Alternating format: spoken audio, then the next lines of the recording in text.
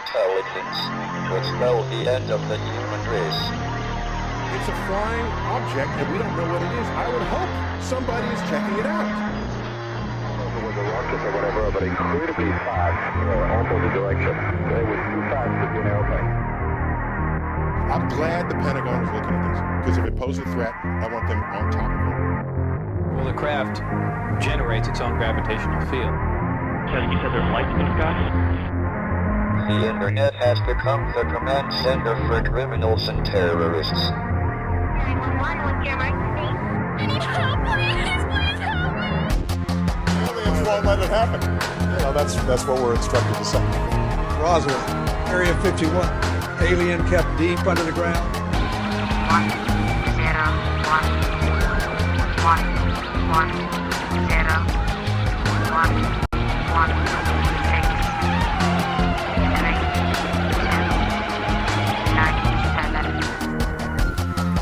Media doesn't have your best interest in mind. The government is self-serving. You're here for a reason. You're listening to Troubled Minds Radio.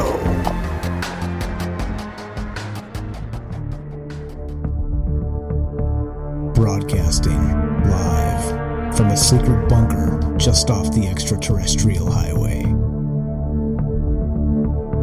Somewhere in the desert sands outside of Las Vegas.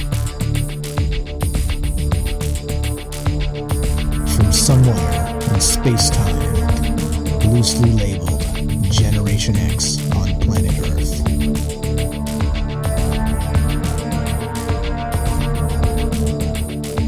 And asking questions of you in earnest into the digital darkness. Good evening and welcome to Troubled Minds Radio. I'm your host, Michael Strange. And hello to all of you who might also have troubled minds. What's up, guys? It is Friday night, and that means it is show night, and we're back. What are we back to do, you may ask? Well, we're back to talk about all the things we're not allowed to talk about, of course, which is aliens, conspiracy, the paranormal, everything in between, the 24-hour news cycle, major corporations, the technocracy, the government, all the things that are still legal to talk about, but for how long? That's the case. Who knows? For now, it's still legal, so we're going to keep talking about this stuff. It's definitely not what you'd expect because, well, we don't do mainstream type news. We do all the other types of news, the stuff that gets left out of the news cycle because they don't want you to know about it. So that's what the show's about. That's what we're doing tonight. You'll have to bear with me on Facebook a little bit here. So we're streaming live. I guess that's we need to point this out, make this very clear. We are live, which means if you want to be part of the show, this is called transparency. You just pick up the phone. You dial this phone number right there, 702-957-1037. You can click the Discord link, and you can find both of those. You can join the show using Discord, and you can find both of the Discord link and the phone number on troubleminds.org. That's the official website, and we should be streaming on the official website even. I didn't check, but I think we should be. But yeah, that's what's going on. That's what the show's about, and we are live because we want to include you, because there's so much information we can share with each other and push the narratives and do whatever we want to do, right? We this is our story, this is our narrative, and we get to share that together. Nobody here tells us what to say. We say what we want to say. We have no sponsors to appease.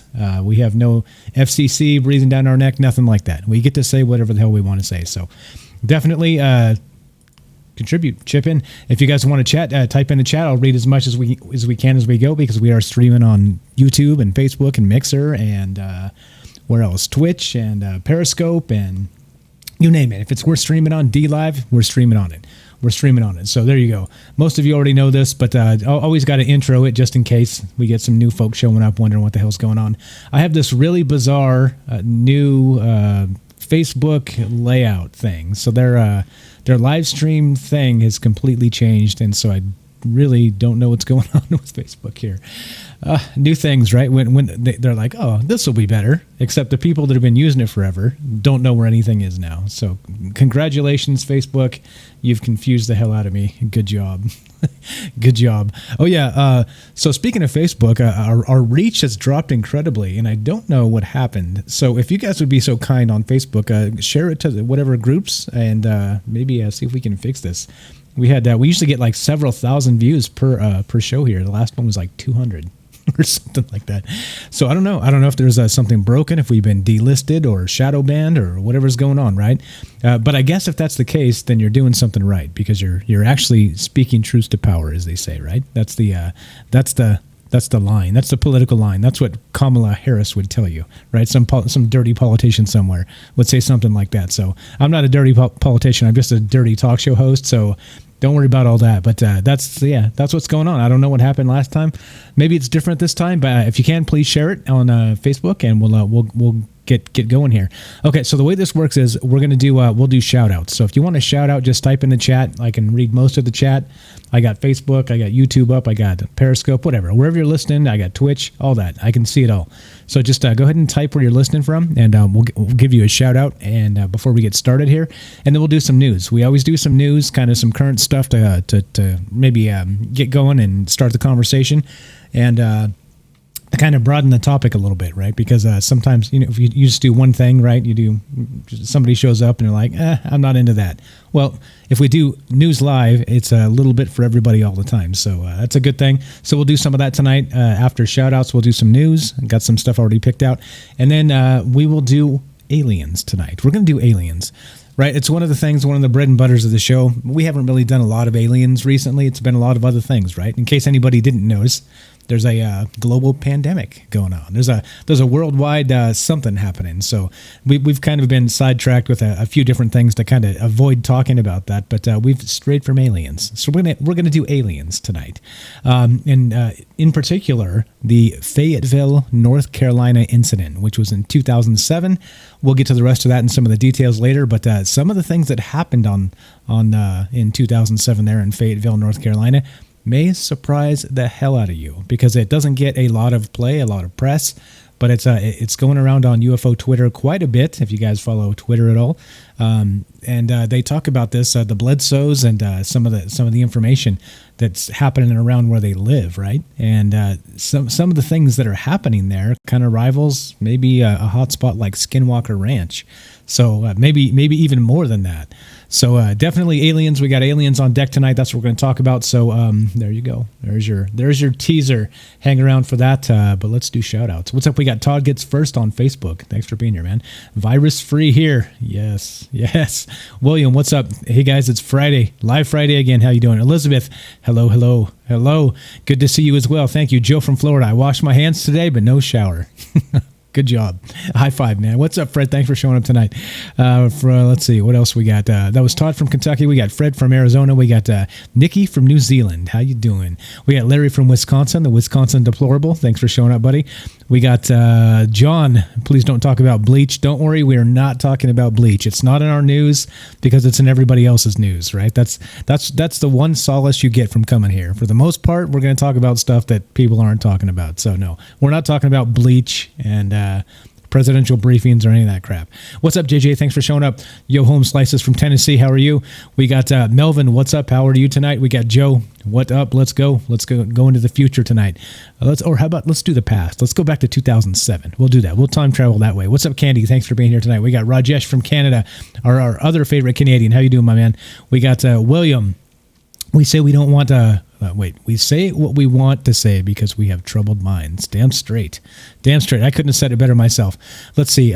William says, Little Green Men does not show up on Facebook search shows you your other Little Green Men page. And that, it wouldn't surprise me. It wouldn't surprise me because, like I said, our reach is pretty much just falling off a cliff. So it wouldn't surprise me. It's one of those things we kind of expected coming, which is why we always streamed on several platforms, because we knew there was always a danger of somebody, flicking the switch, delisting a shadow ban, whatever's going on. Yeah. So what's up, Todd? Thanks for being here tonight. Let's see. Is there another planet of some sort approaching from behind the sun, says John? I don't know about that. We got some news. We'll talk about some of that stuff. We got Dark Devious gets first on YouTube. Thanks for being here tonight, man. We got Paul close second. Hello. I hope everyone is doing great. Thank you. You as well. We got Green Arrow from Washington. How you doing? We got Lizzle from Nebraska. How are you? We got Cedric, Ba Weep, Grog, Weep, Nini, Bong. I don't know what that means. If that's another language, that's fantastic. Call me and tell me about it. I'd love to do some alien language lessons or whatever that is. Let's see. Paul says, everyone, please go like that. Smash the like button. Yes, please do. I would appreciate that as well. Johnson, what's happening? Thanks for being here tonight. We got, let's see. Yeah, popping the beers. Johnson, you got it, buddy. PBR extra tonight. It's a cheap Union beer, I call it. Desert Dweller, what's up from Arizona? Thanks for showing up. Desert Dweller Dan. And Brett, what's up? Brett, what's happening? He says, you pop up for me. Well, do you pop up for me? Is it reciprocal? Well, I know what you mean. Yeah, I'm making a dirty joke out of something serious. So, okay. So we actually showed up on your notifications on Facebook. Okay. Appreciate that. North Girl, what's up from Northern Norway? Yeah. Thanks for being here tonight. In fact, I'm from the town where the Spiral was in Sprawl. Was in 2009. I'm not sure what you mean. Is that something bad, that shooting or whatever in Norway? I'm not sure what you mean. But anyway, okay. Let's get to the news. If I missed shout outs, go ahead and type in the chat where you're listening from, and we'll shout you out as we go.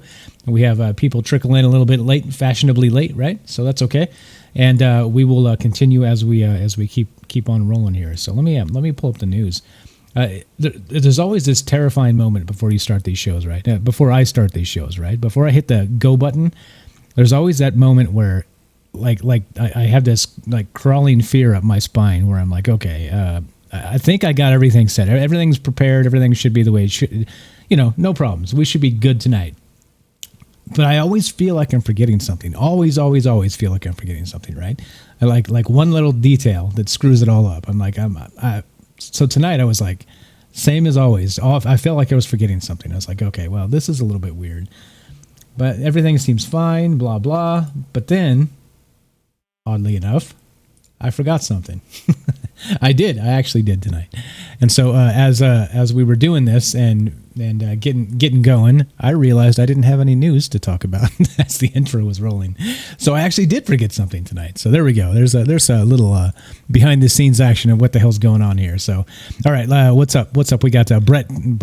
How you doing, my man?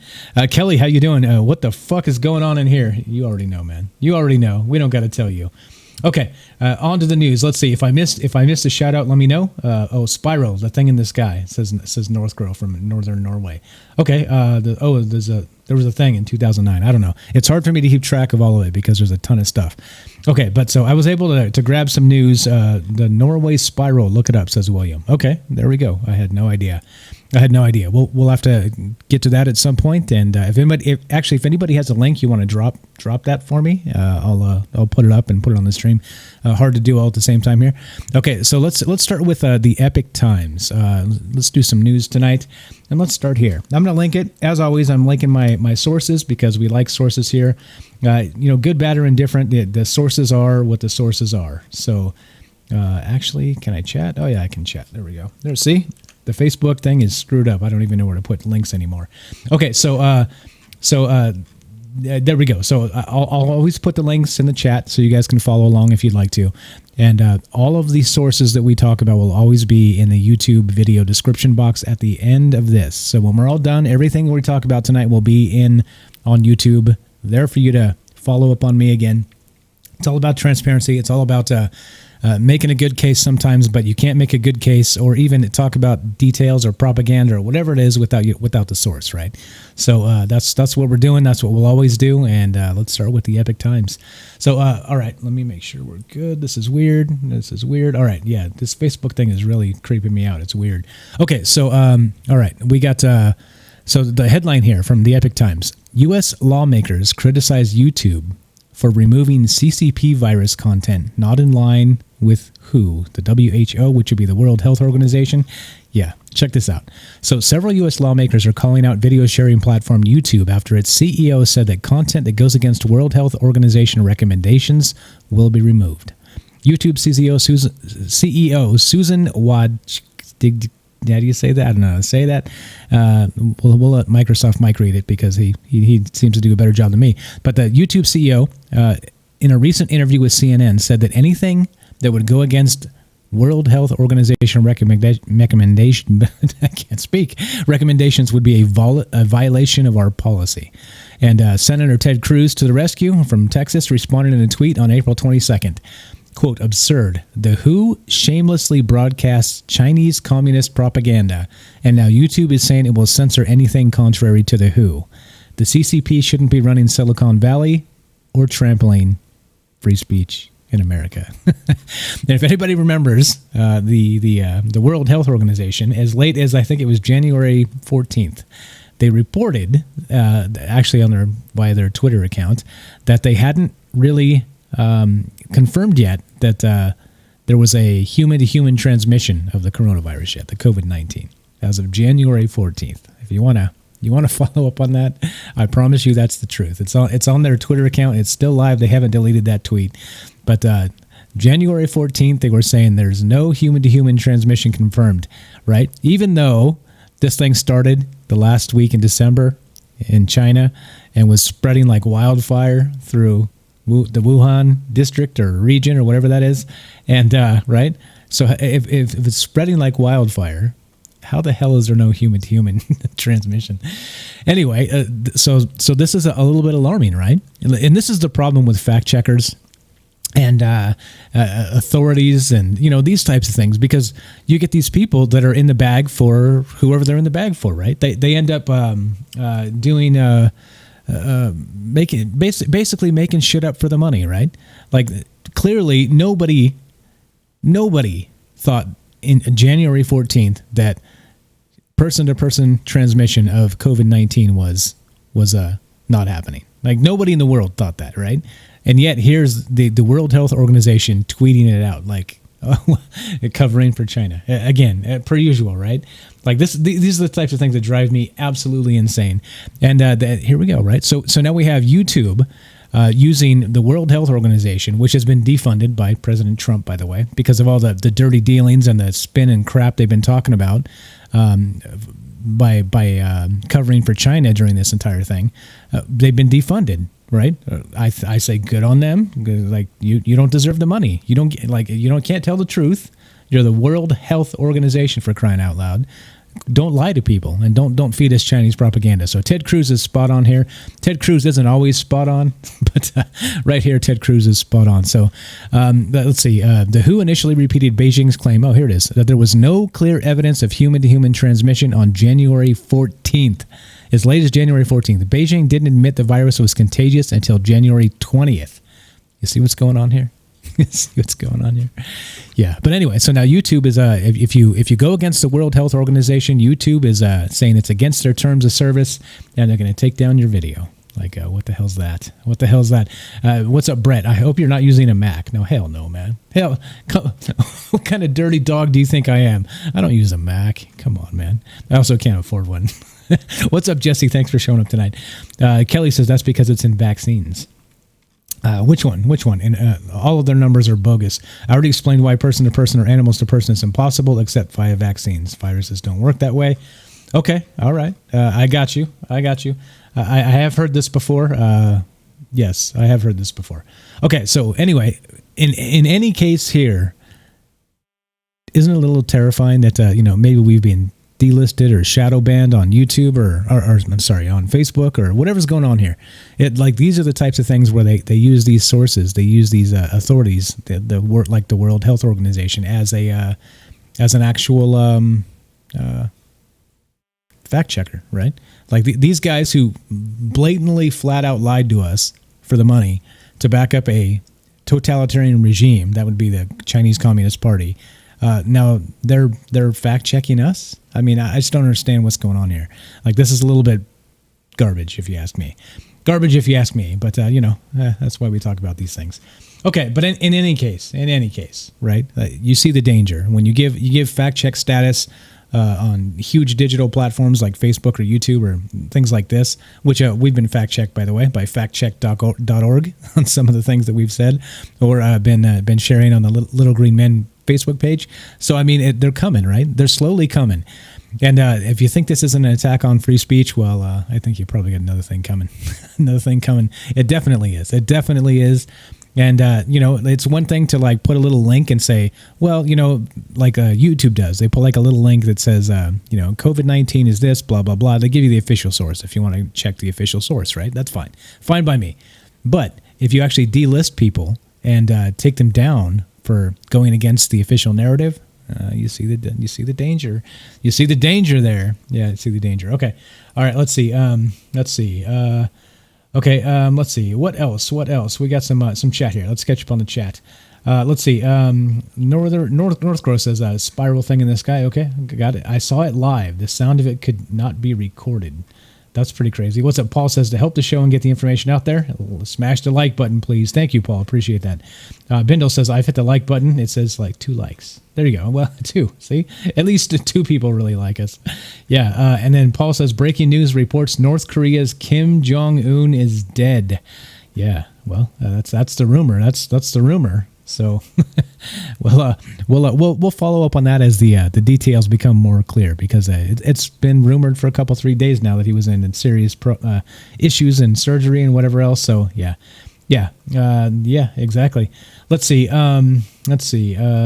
Magnetic thrust. Magnetic thrust. Here, see what I did there? Magnetic trust. What's up? I see you on YouTube. Thanks for showing up. Because I could only kill my digital lives. There you go.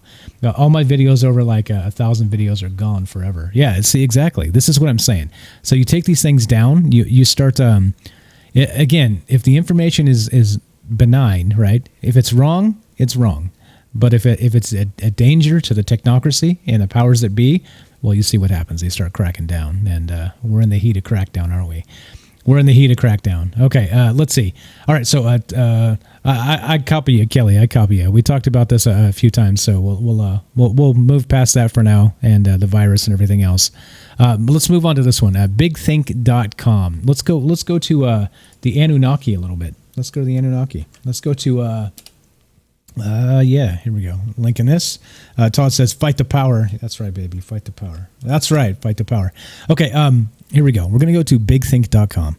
And everybody remember Planet X, Planet 9, they're calling it now, because Pluto's not a planet anymore. Remember it was, and it was Planet X, which was Planet 10. So they removed Pluto from the equation, but now it's Planet 9, which is Nibiru, or, the Anunnaki planet, right? Anyway, here we go. This is a new study deepens the controversy over Planet 9's existence. So, astronomers released new data to challenge claims about the mysterious Planet 9. And we've talked about this in the past, about the different things that they say this could be, right? Because if you go way out in the solar system, there's like some sort of off-kilter gravity signature where it's kind of throwing everything off and orbiting on one particular side, kind of like something on the other side is a huge mass that should be offsetting, but we can't find what that mass is. And so, there's been speculation that it's like maybe a primordial black hole, they've called it, which is like a tiny, tennis ball size black hole that has like a gigantic gravity signature for its size. Or they've speculated that Planet X, Planet 9, Planet Nibiru, whatever it is here. So, according to Big Think here, the research team from astronomers at the University of Pennsylvania strikes at the heart of the clues that led some to believe that such a planet was there. Planet X, of course, Planet 9. From 2014, astronomers have been suggesting various explanations for the behavior of so-called trans-Neptunian objects that are further from the sun than Neptune. These rocks in the outer reaches were previously found to be clumped together, traveling in an elongated orbit, as reports New Scientist, which we've talked about. I just described that. You get like a weird orbits, which appears to something should be offsetting it on the other side mass-wise, right, to have elongated orbits. So here we go. One reason from the article here, one reason for that could be that they were pulled by the gravity of a giant planet that is 5 to 10 times the mass of Earth. One fascinating idea proposed about such a possible planet is that it may be responsible for the extinction of the dinosaurs, as it knocks catastrophic comets towards Earth when it passes through the Kuiper Belt once every 27 million years. So, again, back to this is Nibiru. This is Planet X, right? And so they're actually looking at this and talking about the possibilities. But check that out. They say that now it's a possibility that they think that what the hell. We just got logged out of chat. See, I'm telling you, they're on to us. They're on to us. Okay, we're back. We're back in chat. Okay, so now that's the thing. So we got Planet X. Supposedly, they're speculating that 27 million years, the thing sweeps through the Kuiper Belt and knocks comets toward Earth, and maybe was responsible for the. Remember, I like to say the Chicxulub impact, that crater down there in the Yucatan Peninsula. It's that's where they say supposedly 65 million years ago made the dinosaurs extinct. So yeah, definitely. Who knows, right? Like this is what they're looking for, and maybe it is Planet X. And if it is Planet X or Nibiru, let's call it, then what? Lend credence to the Anunnaki story? Yeah, who knows? Here's the paper. Actually, here's the scientific paper. I'm going to link this as well. You guys can check it out, where they talk about the trans-Neptunian objects and Planet 9 and the rest of this. So I'm going to link this per usual. And there we go. Let's see.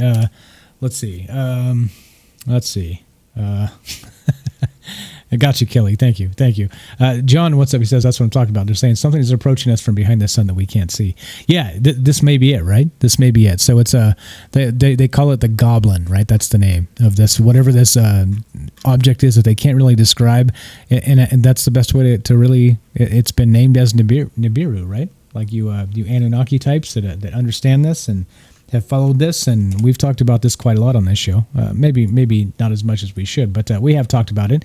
And the goblin is this whatever, the primordial black hole or whatever it is. So yeah, so if this is what you were talking about, John, then yeah, we got something that's out there. There's a gravity signature of something out there that we don't know what it is, and they're saying that maybe now it's possible that whatever this thing is it could be responsible for the dinosaurs and their extinction event. So that's pretty cool, right? I think that's pretty neat stuff. Okay, so let's move on here. Let's see, Donovan, what's up? It wouldn't be behind the sun for long since we're moving around so fast compared to it. Yeah, that's true, right? So we circle the sun, so it would be wherever it's going to be in relation to us. But it's trans-Neptunian, they say, so it's way the hell out there.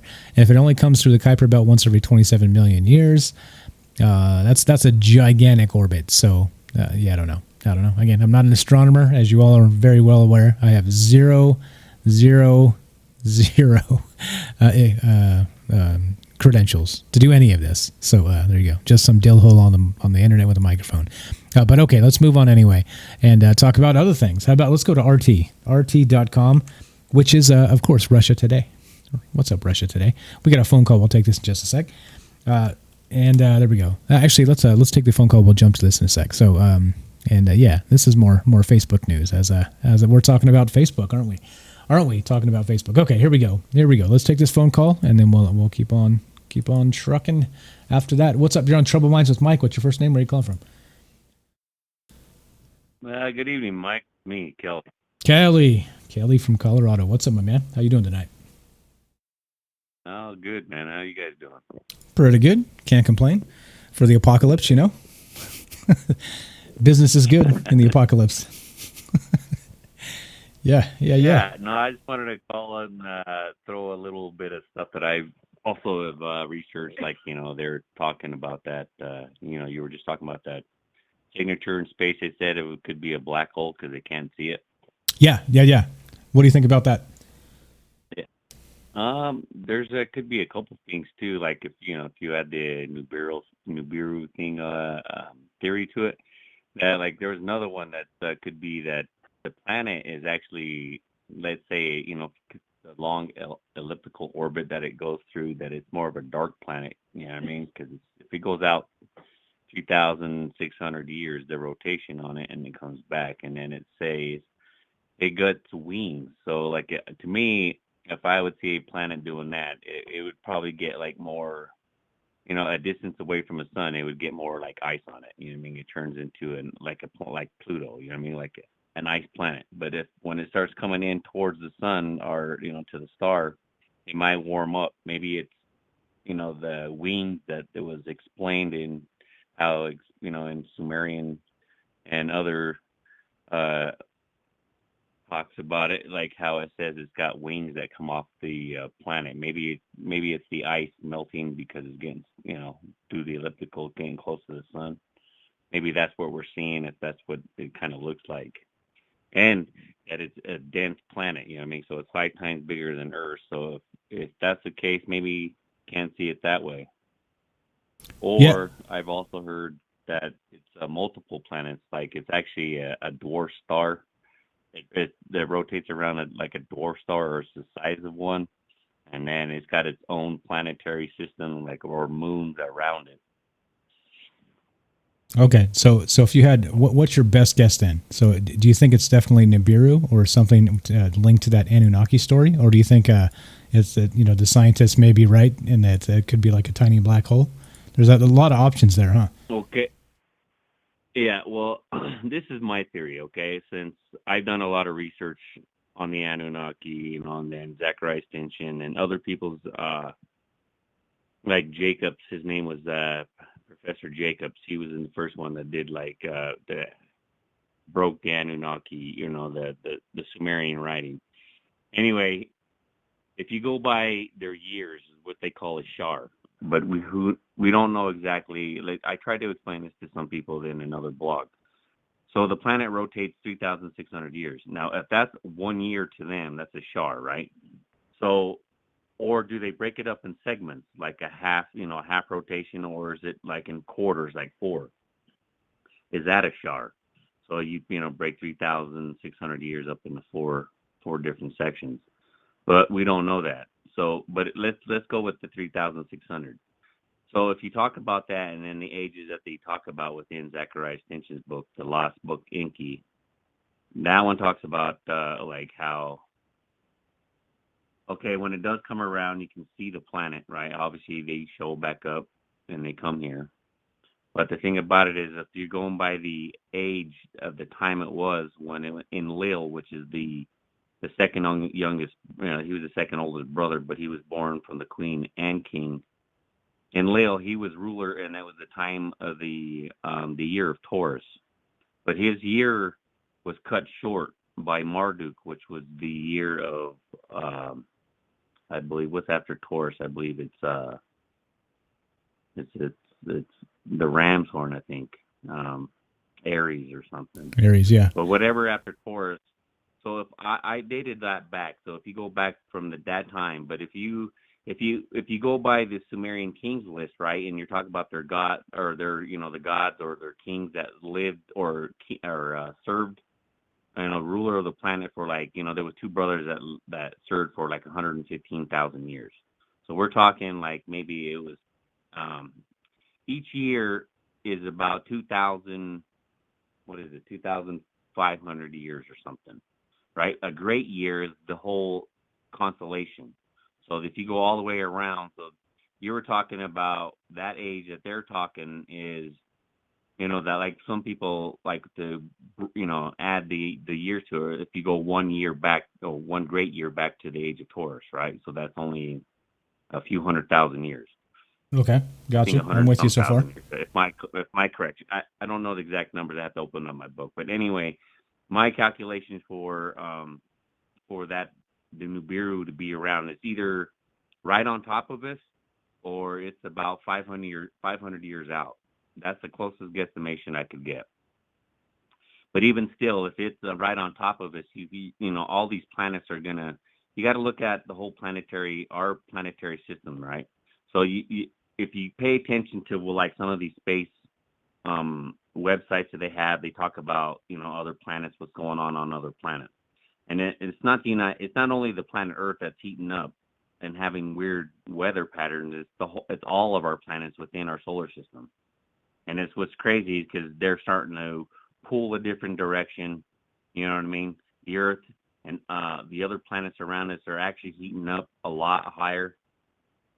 So, and you have a tug, what's weird is our weather patterns within the last 5-6 years, right? You had oceans receding off of off of like the coast of Florida or off of like some islands down in South America, right? They were receding miles. I mean, and science tried to say that it was the reason why that you had receding of that much water would be because of all the hurricanes that were building up in the Atlantic. But even with that, they were back to back to back. There would be no impossible way that, I mean, you were talking miles, land miles of how far this thing receded back. And then you have volcanoes that haven't been erupting since 100 and some years, earthquakes that's pulling on the earth. To me, it seems like something's pulling on our planetary bodies within our galaxy, or not our galaxy, but within our solar system, because something's coming in. That's what my belief is. Because even if it is 500 years, that's still kind of close from, granted, 3,600 years for their rotation.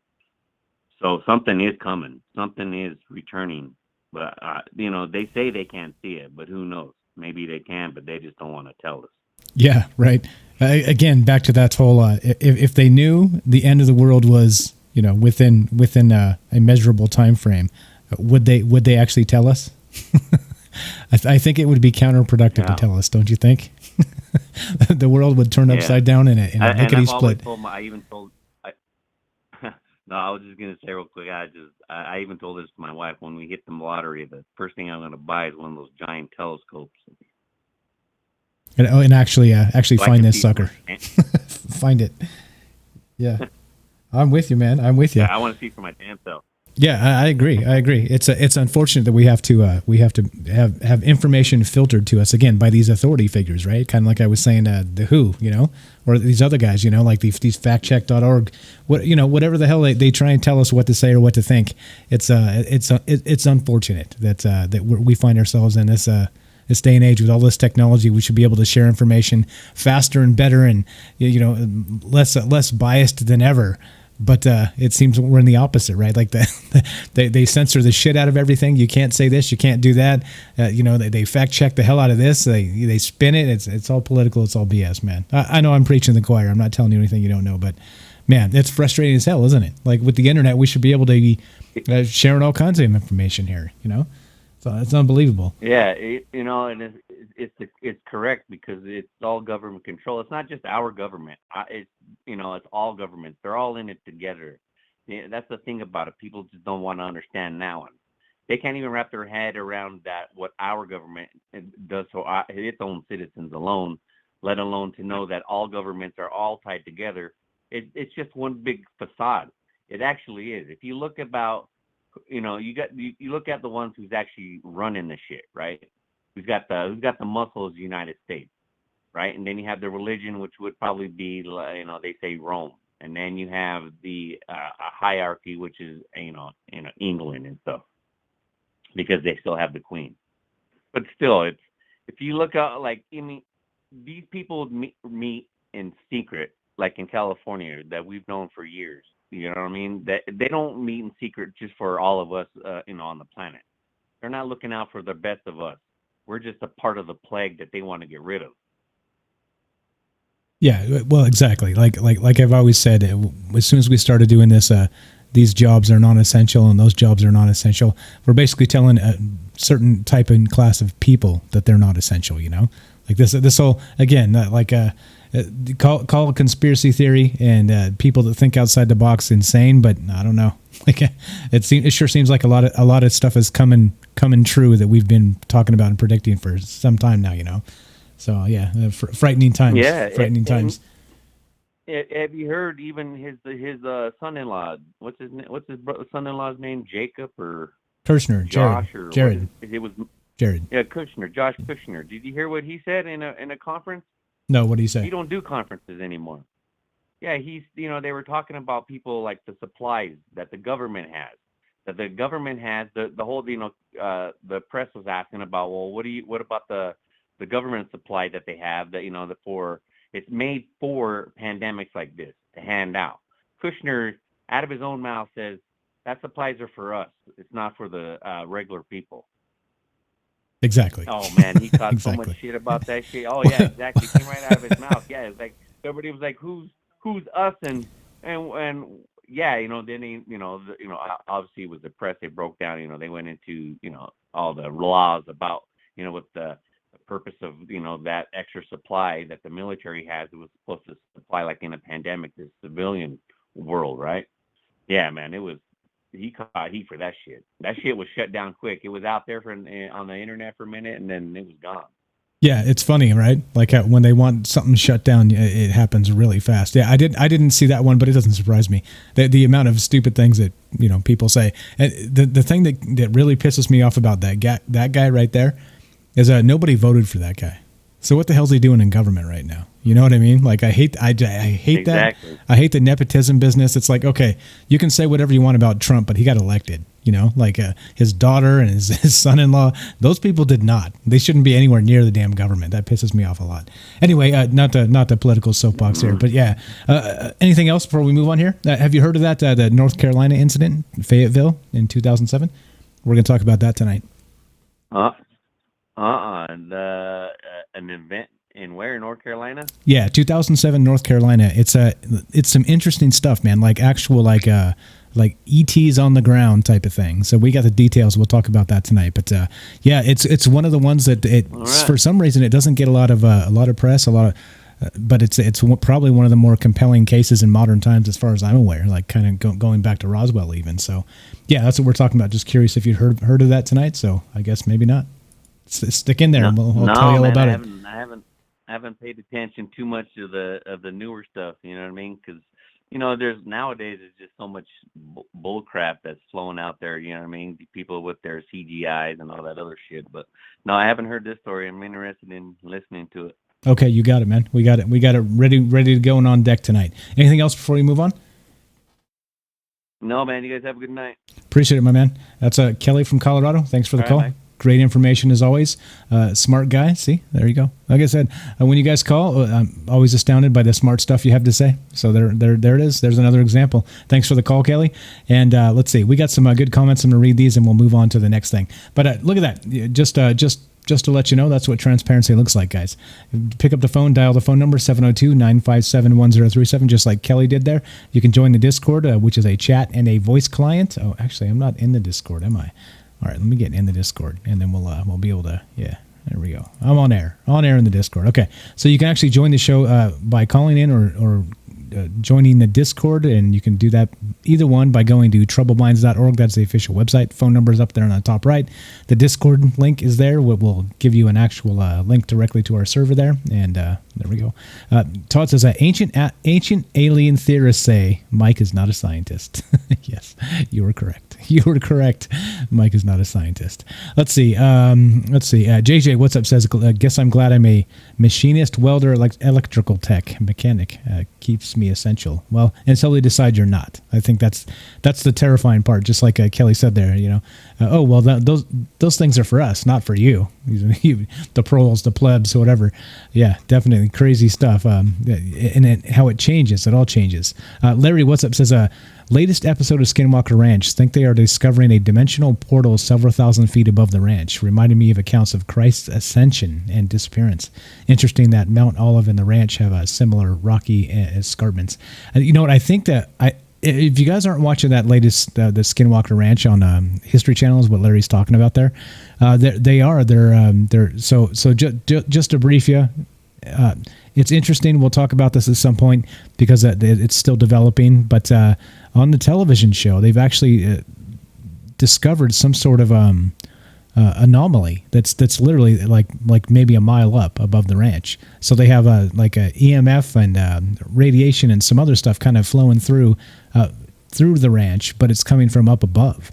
So interesting because that really doesn't follow physics or any known physics. So there would have to be an object up there, right? Or something. So anyway, pretty curious stuff. That the show pisses me off, of course, because it's a television show, and you know how they always have to do cliffhangers and commercials at annoying times, and then when they come back from the commercial, they tell you you're backtracking 5 minutes to catch you up. It's annoying as hell, but there's definitely some good information in there. Thanks for pointing that out, Larry. We will talk about that at some point. Timothy, what's up? Tinfoil Timothy, thanks for showing up. Back on Facebook. Still on Facebook. Congratulations. Congratulations. William says, like what George Carlin says, it's a big club and you ain't in it. And that's the damn truth. That is the damn truth. Let's see. What else? What's up, Paul? Thanks for being here tonight. We got, I'm here. Am I not? What's up? Where did I go? Kelly, am I broadcasting? Can you guys hear me? Testing 1 2. Don't do that. You scare me. Testing 1 2. I'm right here. Can you guys hear me? All right. I'm going to wait. I'll wait. Somebody type yes, we can hear you, please. Just so I know that I'm not wasting my time here. And then we'll keep on moving. Testing. What's up, Dan? Thanks for being here. Hello, Troubled Minds. Hello, Dan. Hello, Penny Bunny. Thanks for showing up. Hello. Thanks for being here. Can anybody hear me? Testing 1 2. Anybody hear me? Do I have to type it? Okay, yes, we hear you. Thank you. All right, there we go. Kelly freaked me out. He said, "Where did you go, Mike?" Yeah, don't do that. Don't you freak me out. Okay, you never know, right? Like imagine, all the weird shit they do with the technocracy. It wouldn't surprise me if they just shut it down, right? Just shut the sucker down. All right, here we go. So there we go. Talking about Planet 9. Let's move on to the technocracy. Speaking of the technocracy, here we go. Okay, thank you. Appreciate it. You guys can hear me. Keep on talking. If you can hear me, I'm going to keep on talking. If you can't, well, there's no reason, is there? I'll just start drinking. All right, here we go. So, reported by RT, which is Russia Today. Facebook quietly stops letting advertisers target pseudoscience fans after years of boasting misinformation fighting role. And you see, right? So we talk about these huge corporations. We talk about Facebook, YouTube, right? Like Twitter. There's a ton of them. Microsoft. These really, really large. Amazon now. These corporations that have more power than countries, right? More power than the most powerful countries on earth, okay? Because they wield that amount of money, that amount of market share, and whatever the hell they're doing, right? So in this case, right, now Facebook stops letting advertisers target pseudoscience. If you guys don't know anything about Facebook ads, well, it's like the greatest spyware what would you call it, mechanism in the modern world, basically. So every little thing you do, we talk about data sets and how they're trying to track you and read your mind. It's so they can sell you ads, right? And so you with just anybody out there with a fistful of cash, not even that much cash, you don't even have to have that much cash, you can make your own Facebook ads and target pretty much whoever the hell you want, right? You could like, for instance, if you're trying to market this show, you could target people on Facebook that like Coast to Coast, right? The same sort of similar conversations, right? Hopefully we do a little better than George Snorri. Wink, wink. Hi, George Snorri. I know you're out there listening. But, like that's the thing. You can literally target what people love. And, and then you find whatever you find. But here we go. So Facebook is now stops letting advertisers target pseudoscience, they say. So anyway, blah, blah. Mark Zuckerberg tweeted a week ago, "I want to share an update on the work we're doing to connect people with accurate information and limit the spread of misinformation about COVID-19. On Facebook and Instagram, we've now directed more than 2 billion people to authoritative health resources via our COVID-19 Information Center and educational pop-ups, with more than 350 million people clicking through to learn more." Blah, blah, blah. There you go. Zuck. What's up, Zuck? Talking to you, buddy. Anyway, so you see what's going on behind the scenes here. We have this huge fight that's happening between free speech and the technocracy allowing or disallowing. So now they're not even allowing targeting via Facebook ads for pseudoscience, right? So again, they get to decide what pseudoscience is. Again, right, like there's an unbelievable amount of power in these companies. And, again, I'm not one for more government like stepping in and smacking these companies down. But for crying out loud, somebody has to, right? Like if they're not allowed, they buy out all their competitors so they don't get, they're basically huge monopolies. And there are certain sectors of the tech world.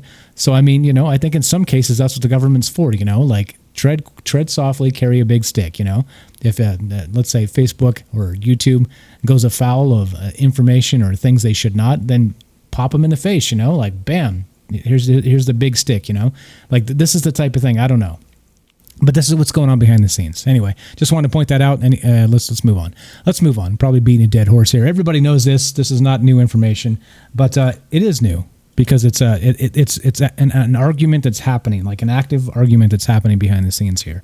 Okay, here we go. This is reported by BusinessInsider.com, right? Headline: The wealthiest of Silicon Valley have become super doomsday preppers by buying remote New Zealand properties, getting eye surgeries, and stockpiling ammo and food. Yeah. We've said this all along. This is one of those recurring themes. I'm not going to read this article. It's one of those annoying articles, where they write it and it's not really an article, right? It ends right there, but then they have like a headline and a photo, like all the way down the down. Yeah, really? Just write the damn article, people. Just write the damn article. But is anybody surprised that the wealthiest people have literally huge underground bunkers and miles of land purchased and guns and ammo and food for Lord knows how? Nobody's surprised by this, but this is what's happening. This is what's happening, guys. If they're doing this, then something's up, right? Something's up. So if the most wealthy people in the world are starting to doomsday prep and get ready for whatever's next, I think we should be probably worried about whatever's next. Just FYI. Just keep your ear to the ground. Don't get caught behind the curve. The other curve, not that curve. Not flattening that curve. I'm talking about the other curve. The other curve. Yes. Okay. Anyway, let's see. Larry says, occupy the mainstream media. Drop the hammer. Hell yeah. Occupy, baby. That's what I'm saying. The 1% is the media. The 1% is George Soros. The 1% is people like Bill Gates, Zuckerberg, right? These guys are the 1%. These guys are, the way they're handling information is they're becoming the enemy of the people, and it's unfortunate. So there we go. If you want to, if Zuck or one of you guys are out there listening, you want to call, hey, this is called transparency, baby. You can call me right now by dialing this phone number, 702-957-1037. Go to troubleminds.org, click the Discord link, and we'll put you on the show. Simple as that. You can tell me I'm wrong, and we'll still get along. It's fine. It's all good. We're not here trying to prove anything. We're just here talking about some things that don't get talked about. That's the whole goal of the show. All right, let's move on. We got some other stuff to get to tonight, including that UFO story from Fayetteville, North Carolina, which is pretty fantastic. But we're not there yet. Not quite. Let me link a couple things here, and we'll keep on trucking with the news. All right, so this is reported by meaww.com, and I don't know what the hell that stands for. It's even got a weird logo that's like MEAWW. Right? That's weird. Looks weird. Anyway, Facebook's COVID-19 fact-checker, who dismissed reports of Wuhan lab as source of pandemic, worked in the same lab. Okay, again, I can't vet every source, all right? And I've never heard of this website, so I'm going to give it like the sketchy source, the Michael Strange sketchy source. Except, right, we were talking about Facebook and how the fact checkers are dangerous because you never know who's the one kind of pushing the buttons behind the scenes, right? The Wizard of Oz behind the curtain. You really never know who it is. Well, in this case, this website claims that the fact checker for COVID-19 and dismissed reports of the Wuhan lab as the source actually worked in that lab. So again, let's call it sketchy source. But they have a picture of the individual. Here we go. Danielle Anderson, who works at NUS Medical School at Duke University, Singapore, also contributes to science feedback that Facebook used to identify articles claiming that COVID-19 may have originated at the Wuhan Institute of Virology, right, that lab, and she labeled them as false. Her publications reveal that she has many collaborations with a Wuhan scientist experimenting on bat coronaviruses. The overlapping nature of Anderson's work has understandably raised a big question mark over the authenticity of the social media giants' fact-checking mechanisms. Okay, so here we go. They got links here. Let's look at her publications. So this is from straight from the article here. So again, right, this is important stuff because I called them sketchy, but they've got a source. They linked their source where they got this information. It's right from the Duke and US Medical School website. So that's one source I just linked if you guys want to check it out. There's more here. So there's publications. Let's see. Blah blah blah. Anyway, there you go. You guys have the links that you can follow up. But again, right? So the revelation has not just raised fresh suspicion over China's activities, but also brought the social media giants' credibility under question. And let me tell you what. What's our reach on Facebook right now? Facebook, I can't say it, but it's lower than it's ever been. Like they're literally actively probably shadow banning this page. It's happened since this whatever new algorithmic thing they've pushed out, this fact check stuff, right? Because we talk about this stuff. We talk about these sources they probably don't like. We talk about the technocracy, which they probably don't like. We talk about all these things, which they probably don't like. So we always knew it was a matter of time, but I think it's happening. I think it's happened right now. So anyway, FYI, there we go. There's this article, and we got a fact checker that supposedly worked at the lab itself. So anyway, all right, one more thing, and we'll get to the topic tonight, which is going to be what's it going to be? We're going to do aliens. We're going to do aliens tonight. We're going to do aliens, guys. Don't worry. We got aliens on deck. If you've been missing the aliens, we're going to bring them back into your life tonight. Here we go. Okay, so this is reported by Interesting Engineering. Last news tonight. That's headline: U.S. Space Force's first offensive weapon is a satellite jammer. Yeah, baby. Woo. I tell you what. Here it is. The United States Space Force now has offensive power, though it might not be the massive orbiting weapon system that you're envisioning. The new weapon system delivered to the Space Force is a jammer-type array that can prevent military or intelligence combatants from accessing their military satellites. This functionality allows the Space Force to neutralize orbiting satellites in a matter of minutes. All right.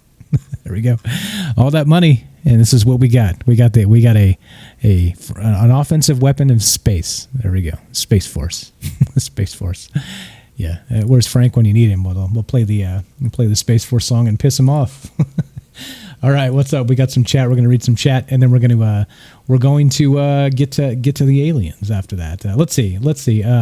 Paul says you need to tell YouTube and Facebook that you do not give current consent to take you down. Yeah, I don't. I'm annoyed that they're limiting our reach. If literally they make it so that we can only find 5 of you ever, like there's 44,000 people on this page, on this Little Green Men page, and if it only like reaches 10 people every time we go live out of that 44,000, there's a problem, right? Don't you think there's a problem there? Like people like the page for a reason. Well. Yeah. Anyway, let's see. Yeah, it annoys the hell out of me. Let's see. What else? We got shout outs. Who am I missing? C. Pete, what's up? Thanks for being here tonight.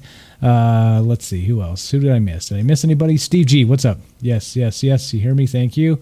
Who else? Did I miss anybody? Let's see. Go USSF, United States Space Force. Yeah, baby. I'm going to fight the aliens. Hell yeah. Yeah, right? Okay. Anyway, there we go. Before we move on, anything, if you got questions or comments or you want to fill in the blanks on any of the stuff we talked about tonight so far, 702-957-1037. That's the phone number. What do you say? Las Vegas area code. You can join the Discord and be on the show that way as well. That's a chat client and a voice client. Go to troubleminds.org. You can find both the phone number and the Discord link, and we should be streaming live through YouTube on the page as well, on the main page. So there it is. A couple more comments here. And Timothy says 22 trillion in debt. We better have the Death Star in orbit. Yeah, right. That's yeah. Well, yeah, agreed. What's up, Donovan? I have no issue with Space Force. Many do, but I don't. Our way of life is hanging precariously in orbit. I fully support using the military to protect and maintain it. I think Space Force is interesting. You've got a point there, I think, in that if we're going to talk about spending money grotesquely in the trillions, I think that it should be done to further us into space. I think you're right. I agree with you there. Like there's a bunch of other stuff we could probably stop spending on, but that's one of the big ones. I think we should continue one way or the other. Timothy says I volunteer to be Darth Vader. Just saying. You got my vote, man. You got my vote. Timothy for Darth Vader. Let's see. Fred says I did stop getting notifications from Facebook for a while. Yeah, I'm telling you, they're smacking us down, guys. They're smacking us down. So it's we may have to find a way around it. If we have to spend a little scratch to buy the reach back, that's probably what they want. I'll try. We'll try some things, right? We're not limited here. Like I said, I know how to work Facebook. If you got a handful of cash, right, or even a little bit of cash, you can still get things done. You got to just grease the right palms, right? Some things never change. Yeah. Okay. Here we go. We got a phone call. We're going to take this and then we'll keep on trucking. Let's see. Yeah. D-Live. Yeah. We're on D-Live right now. Says Timothy says D-Live. Yeah.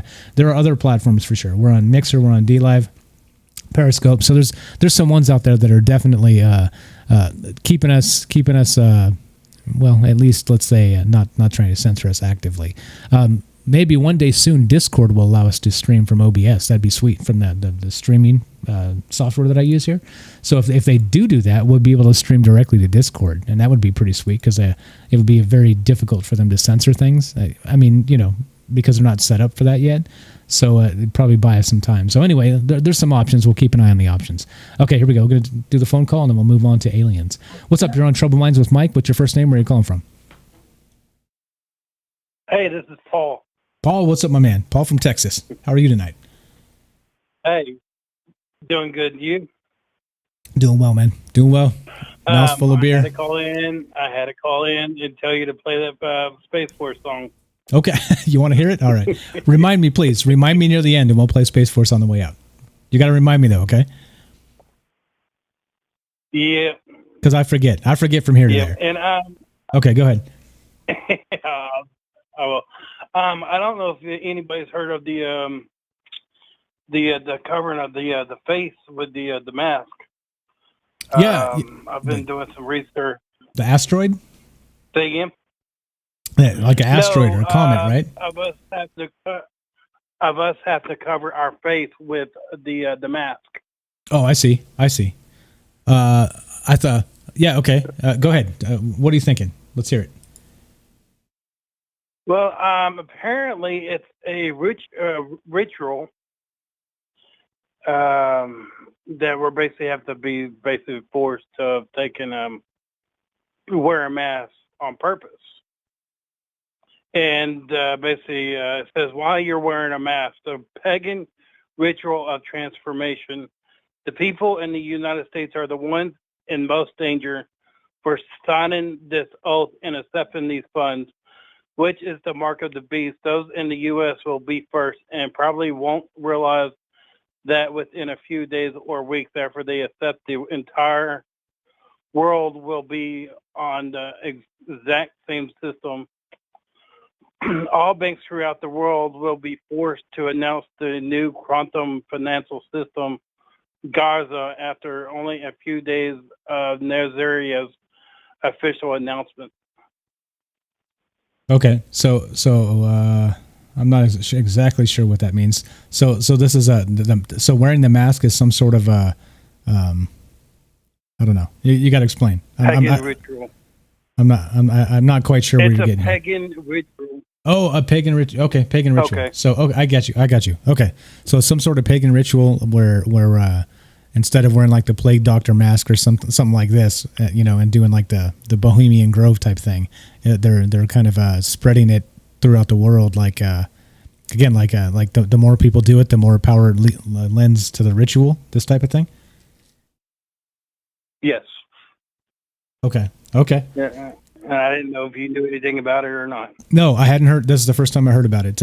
But again, right? Link that stuff if you can. You know what to do. Drop it in Discord, and then we'll try and work it in. We haven't done like a nice link dump where we just kind of went through and did a show on all the stuff you guys put in there. We should do that at some point and just literally talk about the things you guys want to talk about. So keep sharing that stuff. We'll do it at some point. We'll collect all those links and we'll talk about them and kind of go through the show and do it that way. So yeah, definitely good stuff. I hadn't heard of that. Mike. What's that? I will do so, Mike. I appreciate it, my man. Anything else while we got you on the phone? That's it. Everybody stay safe and just stay inside and do what you need to do for us to get through this hard time that we're going through right now. So you got it, my man. You too. Be safe with your family and take care of yourself and everybody else. We'll talk to you soon. Love y'all. Bye. Thanks, man. You too. There you go. There's Paul from Texas. Again, smart people. Smart people call in. There you go. You want to be one of the smarties? You want to call in? Well, there you go. 702-957-1037. Join the Discord. You can go to troubleminds.org, the official website. Find the phone number and the Discord link. And don't worry about being super smart. It's intimidating when you say it that way, right? Because you've got me. You've got me as the low bar. So don't worry. Don't worry. I'll make sure that to bring us down to that level. Let's see. Timothy says Skinwalker Ranch. Coriana, what's up? Thanks for showing up tonight. Coriana, been a while. Let's see. What else? JJ says ritual this eggplant emoji. Yeah, maybe, right? Todd says, how about we solve the homeless problem first? Yeah, well, Well, we do have many problems, don't we? Modern society has many problems. I think that's for sure. For sure. Okay, we're gonna get to aliens. We got a couple more chat to read, and then we'll keep on rolling. So anyway, you guys know what to do if you want to be part of the show. There's the phone number. Let's see. What else do we got? Let's see. I'll play the Space Force song. All right. Excuse me. Geez, see? That's what you drink beer during the show. Excuse me. Okay, here's the thing. If you guys want the Space Force song, just remind me near the end, and I'll pull it up. We'll play, okay? It's a Dano B. Cowboy. What's up on Periscope says, I got a question. Does anybody know Secure Team Tyler? And if so, what happened to him? Yeah, so I do, actually. I don't know him, but I do know that he had some kind of like so he put out a video just to catch up. You asked, and I happen to know, so I'm going to answer. So he did have an issue where he stopped putting up videos for a while, and I guess he got hit with like a DUI or something like that. But he's saying that he was in his house. He said this in a video he put up, which the videos has since been removed. But so he put the video up, and he said he was in his house, and everything was fine that night, like one night, and then he blacked out. And then he woke up in his car several blocks from his house, and he was asleep, but he was woken up by a cop knocking on the window. And apparently he was inebriated or roofied or something, right? So he was trying to say that there was some sort of shenanigans, or like somebody came after him and, tried to like instead of, like, again, who knows, right? Maybe he's pissed off the right amount of people, right? Like a CIA, who knows? But that's kind of what he was claiming, that he wasn't exactly sure that wasn't him. He didn't do that, and yeah. So anyway, that's what happened to Tyler and Secure Team, and yeah. So that's what happened, according to him. And then so he just recently started coming back and making videos again. But that's why he was kind of down and out for a little while. So I don't know if he spent time in the hole or in the can or in the brig or whatever you call it these days. I don't know. I try and stay out of all those places. But whatever it was, that's where he went. So that's as much as I know. If there's more details that I missed, you guys are always welcome to call and correct me. But that's what I know about Tyler from Secure Team. So he's putting stuff out. He's finally active again on Twitter, and he's finally putting out some new videos. So there we go. That's what I know about Secure Team 10. Let's see. What else do we got? Okay. All right. So let's see. Dan, what's up? Here in Michigan, they're making it a misdemeanor if you get caught not wearing one. A mask, right? A mask. I'm sorry. A mask. That's what happened. You try and read and speak at the same time. You mix things up in your brain. Yeah. Let's see. So if you in Michigan, making it a misdemeanor if you're not wearing a mask, right? That's what you're saying. That's crazy. I kind of like wearing a mask, right? It's think about it this way. It's like the ultimate equalizer. So, okay, let's say pagan ritual aside, it's like in China, right? So after they have the entire technocracy with the facial recognition on the smart light poles and all this. Remember all that? Like they have literally their dystopia is built, and everything runs through the smartphone and through facial recognition apps, right? Everything. You can't, some stores you can't even go into, retail stores. You can't get money from the ATM in some of these places, right? Without having a facial scan. Okay, but imagine this. Now, if we're wearing masks all the time, that sure throws the facial recognition for a loop, doesn't it? It does make us like the modern day Pancho Villas, right? Like we're bandits. You put the mask on, you don't know who I am, right? You come around, sneak around from the other side. Yeah. What's up, Kelly? Says he fucking pussed out. Talking about Tyler from Secure Team. Yeah, maybe. Again, I don't know. If you guys have takes on that, give me a call. I'd love to hear it.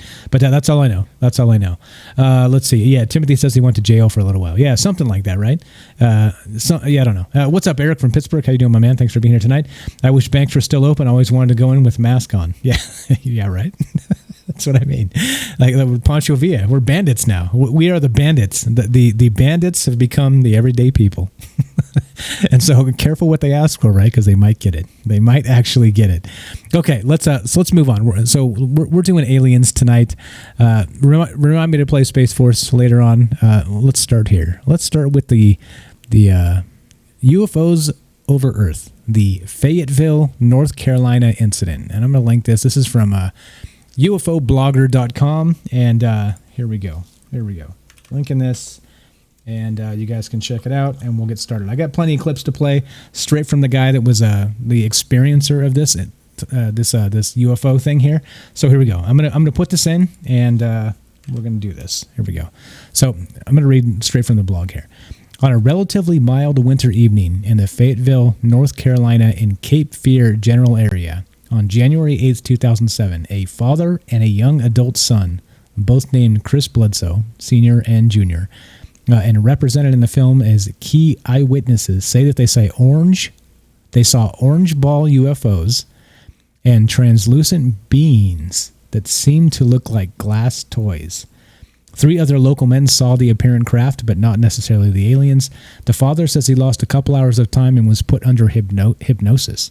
He described being in some sort of examination room, presumably after being taken on board, and although he did not recall the actual examinations. He was under the impression that the glass aliens were their children. Their children. So, okay. All right. That's how this starts, right? If you guys haven't heard of this, again, is recent as 2007, January 8th, 2007. If you haven't heard this one, it is wild. It is wild, right? This is this beats Close Encounters of the Third Kind, right? The Spielberg movie. That's yeah. Anyway, here we go. So the UFOchronicles.com. There's some really good information on this. But again, how come we don't?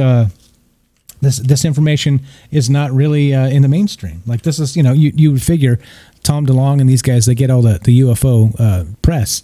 But like this is one of the more compelling modern testimonies of aliens and abduction phenomena, and right in the modern times, in my opinion. So why does this not get a lot of play? Anyway, we're gonna give it some play tonight, and we're gonna talk about this. It does get some play on these are typical networks you would expect, like Jimmy Church, Fade to Black, and what's the other one? There's a few of these really good like paranormal type radio guys that interviewed this dude, right? That Chris Bledsoe is the guy's name. So. Anyway, here we go. I'll just read some of this. So that's how this starts. I've got some clips actually from this guy's own words. So I'll the brief. Let's see. Let me just cruise through this real fast. Here we go. This is a UFO casebook, and this is probably the best source I found. It is the most comprehensive that explains the entire thing here. So there we go. We have it up, UFOcasebook.com, and the Fayetteville incident again. So here we go. So let's see. And this is interesting, right? So editor's note on the top of this. On 12/27/2008, Chris Bledsoe Sr. contacted me and pointed out some factual errors in our original article. Also, he gave me some additional information which was not included in the television program which addressed the incident. He also sent me a drawing of the 7-foot alien entity, which he recalled during his regression. We'll get to that. He told me that before the incident, he couldn't even draw a stick figure. You can see from the drawing that this is not the case anymore. A big thanks to Mr. Bledsoe for the invaluable information for this intriguing UFO encounter. So the person himself, Chris Bledsoe Jr., contacted UFO Casebook here to kind of correct the record and say, well, you got some details wrong, so let's fix this. So that, right, again, pretty good stuff. So here we go, an introduction. Let's see. January 8th, 2007. The main eyewitness in the case is Chris Bledsoe Sr. Bledsoe, a successful builder and commercial pilot, was well-liked and respected in his community. On the day of the strange events, he was fishing with 4 other men, Donnie Ackerman, Gene Robinson, David McDonald, and Chris Bledsoe Jr. The relationship between Bledsoe and the other 3 men was not addressed fully on the TV program, but I do know what that is, so I'll tell you right now, is that the 3 were contractors. So he was a builder. Chris Bledsoe Sr. was a builder, and he had hired these 3 contractors, and they came that day to get paid. So he paid them, and then his wife was out of town or something like that, and they said, hey, you know what, let's go fishing, guys. And so they did. So they all went fishing together. But that's who those 3 individuals were. Donnie Ackerman, Gene Robinson, David McDonald were all contractors. I believe framing contractors, something to that effect. Anyway, they're builders, right? So they came to get paid. He paid them. Then they went fishing afterwards, right? They brought Chris Jr. Okay, so that says the relationship was not addressed. Well, it is. I just filled in. So there we go. But Mr. Bledsoe informed me that Ackerman Robinson worked for him as, there you go, framing subcontractors. It says it right there. Okay, and they just finished a large beach home, and they got paid the day of the encounter. There you go, just like I said. It is in the article here. Okay, so they invited Chris Sr. and Jr. to go fishing with them, and they said, why not? The wife and the other children were out of town. They all rode to the fishing spot in Bledsoe's 4-door pickup truck because it was a 4-wheel drive. Bledsoe took a walk away from the fishing spot, and here's where it gets hot, and spotted 3 UFOs. He returned to the fishing spot and pointing out the objects to the other 3 men. They were frightened by the UFOs and quickly left the river, seeing the objects again. After Bledsoe arrived home and went out into his backyard to find out why his dogs were barking, he followed them into the woods and saw an alien being. Yeah. After the basic details of Bledsoe's encounter were taken by MUFON, right? Back to MUFON. Remember, we've talked about them in the past, how they're maybe sketchy, maybe a little shady. We'll see. We'll see. I got some clips where he talks about MUFON and how they treated him. But anyway, so he contacted MUFON, and they sent out some investigators, and they were anxious to gather testimony from his fishing buddies as well. And so anyway, there we go. There's where it starts. Okay, this is the beginning of this, and let's play a clip. Let's play a clip of this and hear it straight from the guy, straight from Chris Bledsoe Sr. This is the incident, and this is from the television show. Now, so when this happened, he ended up contacting MUFON eventually, okay, because he just couldn't live with it by keeping quiet. So he contacted them, and they were super keen to be there, like super fast, like they were on it. And so, which is interesting because they don't always do that, right? Sometimes they just take they send out an investigator a year later type of thing to interview you, and that's it, or maybe even just take a statement over the phone. Well, no, they were super into it to get somebody out there as fast as possible. So here we go. This is in his own words how this thing kind of played out, and this is not every detail, but we can fill them in as we go. But it's important to hear what this guy says about what happened. So here's part 1. This is Chris Bledsoe Senior, and he's talking about this is from the television show which MUFON actually produced, and I believe it's on Discovery or one of those channels. Anyway, here we go. This is part 1 from that television show that MUFON had a hand in producing. Action. What do you think the altitude was when they came down? You said when they came down and then slowed down, like? I'd say 500-600 feet when they slowed down, but they were coming down at a speed unbelievable. It looked like a star from a million miles away, and then it just, boom, didn't stop, but it looked like a cushion of something caught it, and then they come down about this speed, just gently. I have to say that Chris Sr. just came across so well. And his demeanor and his body language and just his very simple talk, and he was obviously a very intelligent man, but at the same time a very simple man.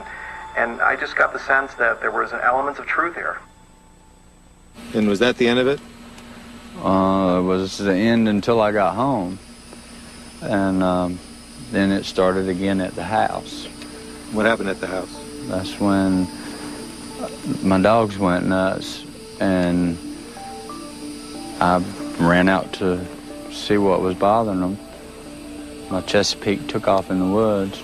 I ran around to cut them off, whatever it was, and that's when this entity is standing 3 or 5 feet away from me. So it went on a long time. I mean, it was a hectic night. It was totally something I'll never forget. It haunts me. Okay, so there you go. So it started like that, right? They were fishing. He saw some UFOs. He can describe what color they were. There were 3 of them. The first two showed up first, and then a third one kind of came out of nowhere and joined them. So there were 3. He walked a little bit away from the fishing site, as far as I understand the story, and then he came back to tell the guys, "Hey, you guys got to see this. Look at this." So they did. They looked, and they were agitated, a little bit worried, and so they started to let's get out of here. And they didn't leave yet. So he starts walking back towards them, right? Just kind of, through the trees a little bit, out to get a better view, sort of thing, right? Everybody's been down by a river, they're whatever. He goes towards it, okay? Then he ends up missing, right? He literally ends up missing, and so they're trying to leave because they're spooked by these UFOs, and they want to find Chris Sr., and he's gone. And so they start searching for him. They're like, okay, well, where'd he go? What, like, let's go. We packed up. We're ready to go. Where the hell is this guy? So they're looking for him, and they can't find that guy. So there's that. There's part 1. Here we go, part 2. And again, this is all from the television show. I'll get the name for it. I'll link it. It's I'll find it here in a sec. I'm going to play this, and then we'll keep on rolling here. So that's part 1, right? So he says that he saw these UFOs first. And then once he got back home, it continued. His dogs were barking. He followed the dogs out, and they led him to an alien being. It was there, kind of staring at him, glassy type of skin, Anyway, here we go. Here's part 2. My Chesapeake runs right. It's about right here and stops. I wasn't even thinking an entity or nothing like that. I'm thinking some sort of animal. All these dogs are facing this way. The Chesapeake's facing this way. And her hair is standing up from the back of her head to her rear end. I look back this way, and right there, it was just standing there. Right on that little rise, but if I reached my hand out and leaned over, I could touch it. And it would have been right about, here? yes sir, right there. No more than 3 or 4 feet away. That's the max. And he was no higher than, say, this high up on your arm. It didn't move, it didn't blink, it had red eyes, but it was glowing. I mean, look at the chill bumps. See that? You can't fake that, guys. As far as looking at it, it was just stoic. It was glowing, there. but there was no nose twitching, no muscle movement, just like a statue would be looking at. It looked like if you dipped a person in glass and it molded to their body, and you could see through the glass inside, that's what it looked like. And it looked proportionately like a child, a little person. These creatures did not look like the standard close encounters aliens that we have kind of grown up to know and love, dipped in glass and a very shiny surface that apparently went from literally, fingertip to head and everything else. For a second, I was frightened, and I stood here and I said, okay, I'm a big guy. If you want me, you got me. You got me cornered. I have nowhere to go. There you go. So it sounds like the rationality of somebody who's actually been through this, right? It kind of can describe to you the emotions and what happened. Like, imagine how you would feel if you your dogs are barking, you saw some UFOs earlier in the day, and you follow the dogs out and you found literally an alien standing there staring at you, not really moving, not really doing much, just staring at you, right? Like what kind of spooked would you get? So on the show there, he took him to the spot where he saw the alien. And like he's saying, his the hair is standing up on his arms just from being there because it's freaking him out. The whole thing's freaking him out, right? We're talking literal, living, extraterrestrial, biological entities. Okay, so he says he saw them, and so anyway, there we go. There's a couple parts, and again, so this is from Fayetteville, North Carolina. This is Cape Fear, I believe, is the name of the river that they were on, and it's. So far, so good. Terrifying. How would you feel? Put yourself in that situation, and how would you feel? Some chat here. What's up? Dano on Periscope says, I wish I could send you a few pictures. I got pictures of a white orb in the middle of the day we saw. You can. Go to troubleminds.org, click the Discord link, join the Discord, man. Or I don't know if you're a man or a woman or an alien or whatever, but yeah, join the Discord. And you can actually share pictures in there. Like, you can... A lot of people share their own photographs or links or other things, right? So do join the Discord, and you can send photographs that way, and definitely good stuff. Let's see. Kelly says light bending camouflage, and you're talking about the glass on their, like the glass looking skin, right? That could be kind of like Predator, right? Helps with stealth. Yeah. JJ says I'd shot at 8 and mounted the little glass fuck. Well, hopefully you're always packing, because apparently this guy wasn't when he went after it. But anyway, so yeah, he's like, kind of had that the fight or flight, right? It was like, okay, well, you got me out here. I'm a big dude. Whatever's going to happen is going to happen. Like for a rational thinking individual, like these are the thoughts that would go through your head if you ran into something like that out in the middle of the forest, right? At night. So, yeah, there we go. This is how this thing starts, right? It gets right to it. Like, this story gets right to it. So we'll get into some of the missing time and some other stuff, but like it's possible he was abducted, and this individual that he's seeing this next time after he went back home actually ended up being the second visitation. Possibly, probably, right? So who knows? We'll get into the rest of this. Here we go. Part 3. Let's hear what from Chris Bledsoe Jr. Again, they called this the Fayetteville incident, and that's from North Carolina in 2007. Here we go. Part 3. Action. It was really dark out, and I happened to be looking down that way, and I saw these 2 orbs, about this big, about waist high off the ground, just floating So all I could see was these two bright red orbs side by side. Where were they when you first saw them? Down the path there, coming down the road. Okay. And so they're coming down that road and coming this way, or what? Yeah, really slowly. So you saw the orbs go into that area? Go into the woods on the left side in front of near the river. And then next thing you know, I didn't see any more orbs. I just saw these little creatures come walking out the woods. We interviewed Chris Jr. to see if he could corroborate any of his father's story, but it turns out he wasn't at the riverbank. He was actually up the riverbank having his own encounter. You don't have to go all the way in there, but just kind of indicate where you were. Back here. Try to describe them a little bit.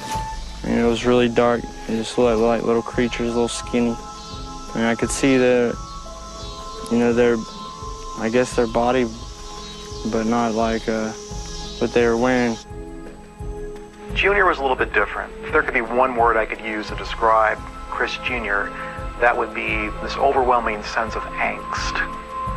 He seemed to be having some troubles, a lot of internal battles. Was the moon up? Was there... Yeah, there was a moon, plenty of stars. We weren't sure whether this really happened to him or he was making some of this up to try to corroborate his dad's story. So we think it's really important for us to bring in these other three witnesses who were there and find out what they saw. Okay, so this is MUFON. So the individuals you hear talking in the thing here. I'll pull this up if you guys want to check it out. Let me grab this. C. Pete wants to know where we can see the interview. Yeah, let me grab it. I'll put it up and you guys can watch this entire thing. So this individual, Chris Bledsoe Sr., has been on what's that? Hold on, I got links for all this. Excuse me, I got links for all this stuff. Hold on, I got this. Here we go. So we got okay. So this is a MUFON, folks. They're talking about this stuff, and that they're investigating, right? So they made a show of this investigation, and that's what's happening. Those are the guys you hear kind of doing the commentary on what's happening with the junior there and the senior and the stories they're telling. Let's see, here we go. Chris Bledsoe's story. Okay, yeah, so he was on Fade to Black recently. He was on Spaced Out Radio with Dave, what's the guy's name? Dave, I can't remember. What's the guy's name? Anyway, so he was on a couple of different ones here. And here's the actual video that this came from. So I'm linking this right now. You guys can check this out if you want to watch the entire video. It actually has video. It's like an actual TV show. Okay, but I can't. If we play the TV show on here, we'll get taken down for copyright reasons. So we, wink, wink. The way we get around is by playing the audio instead. So there we go. I put this up, and you guys can see this is UFOs over Earth, Fayetteville. So there's where this information came from that you're hearing. So I just cut up some of the more pertinent parts. There's other information in there you guys can follow up on. But okay, there we go. There you go. You have the source where this comes from. There's part 3. So they're talking to the kid, Chris Bledsoe Jr., and so they have the 3 contractors they were fishing with. Chris Jr. and then Chris Sr. ends up missing, having like some sort of a missing time business. 4 hours later, they find him, and he doesn't even realize there's missing time. He thinks he's just been gone for like the snap of a finger. And then they have the alien visitation later on that night. So and not only that, this continues to this day. So there's still things going on right in their area. It's like these aliens have made a connection with them of some sort. So they continue to come back. They continue to have crazy things happen, and they document these things. So there's some stuff. We'll look at some of the information and some of the nitty gritty as we go. So this is MUFON doing the investigation. Here we go. We're going to go part 4, and then we'll keep on moving here. Dropping, like I said, it looked like a piece of hot steel or something, They were orangish, and then you could see separate other colors. It was orange and maybe yellow. I remember being one on the left, right, one in the middle, and one toward the left. From that tree to this tree, they were right there. You could see them just perfect right there. That's when it freaked me out. And I saw, hey guys, look, y'all see them? Y'all see these? I got so paranoid I opened my pocket knife. And that's when the panic set in. There wasn't nothing normal about it. What if someone was to say, look, all you guys saw was some flares? I'd call them a lie. Have you seen flares before? Yeah. Any way they could have been flares, just military flares. Nah. Have you seen flares? We stood there for 5 or 10 minutes looking at them. Right. Ain't no flare gonna stand up there that long. Right. As I'm hearing these guys tell me their story, Although there's some minor discrepancies here, basically everybody's pretty much telling us the same thing, and they're pretty much corroborating each other's stories. There wasn't no sound. I mean, it was dead still that night. No sound whatsoever. Did you hear any other noise, normal noises, birds, Nothing. animals? It was quiet. It was quiet. It was just, you could have heard a rat piss on a piece of cotton. That's how quiet it was. One of the big discrepancies was the description of the large light that they saw at the top of the hill. 3 of them saw this big ball of light. When we come out of here, before we left, there was a light right yonder. It was a big light right there in that field there. But Chris Sr. had this very vivid description of what the craft looked like. So we're not sure what to make of that. Somewhere between there and the highway was the spiked object that I described. It was just another big glowing light. It was like a... But then, like I said, it just kind of just... Hold your hand up like that, kind of try to remember it. Well, if from a distance, I could put my hand around it like that, maybe. If you look at the tree and the pole, it would have been, the nose of it would have been at the pole, and the rear end of it would have been past the tree. See the horse standing there? Right. That would have been about the back of it, or a little further behind him, and the front of it would have been along this pole over here. It was a good 40 feet. Okay, so he can pretty much tell you the exact dimensions of this craft he saw, right? The glowing orbs, whatever they were. Again, there were 2, then a third showed up, and he's describing exactly where they were in this video, kind of pointing it out and saying it's about this big, it's, from there to there, it's about this big, like all these things. Like this sounds like somebody who actually saw these things and isn't just, hip shooting, making shit up, right? So he doesn't seem to be like the braggart, braggadocious storyteller type. He just seems like he's trying to recall what he saw and be as accurate as possible because the MUFON guys are there and he wants answers. Like imagine if you were in this situation, you would want answers too. And so that's what he's doing. He's just kind of explaining as this is what I saw, this is where it was, this is how big, yada yada, and so on and so forth, right? And so this is there you go. And yeah, it's so quiet you could hear a rat piss on a piece of cotton. Never heard that one before. That must be some from the south. Larry says rat piss on a rooftop. You can hear it here. You can hear it. Can you hear it? Can you hear it? Yeah, I don't know. I can't hear it. I can't hear it because I got headphones on. So there you go. JJ says I'd at least ask for some lotto numbers if you're going to probe me. Yeah, right. It's a fair exchange, fair trade. Yeah, Benjamin says probe me for free. What's up, Benjamin? Thanks for being here tonight. Let's see.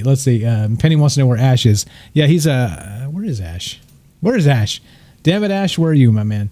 He'll be around. We're gonna, like I said, he's got another channel coming. So once he does that thing and gets his thing up, he'll be on here and we'll talk about some of the videos he's making. And like I said, it's a parallel project. We're gonna work together on some stuff. So don't worry, Ash will be back.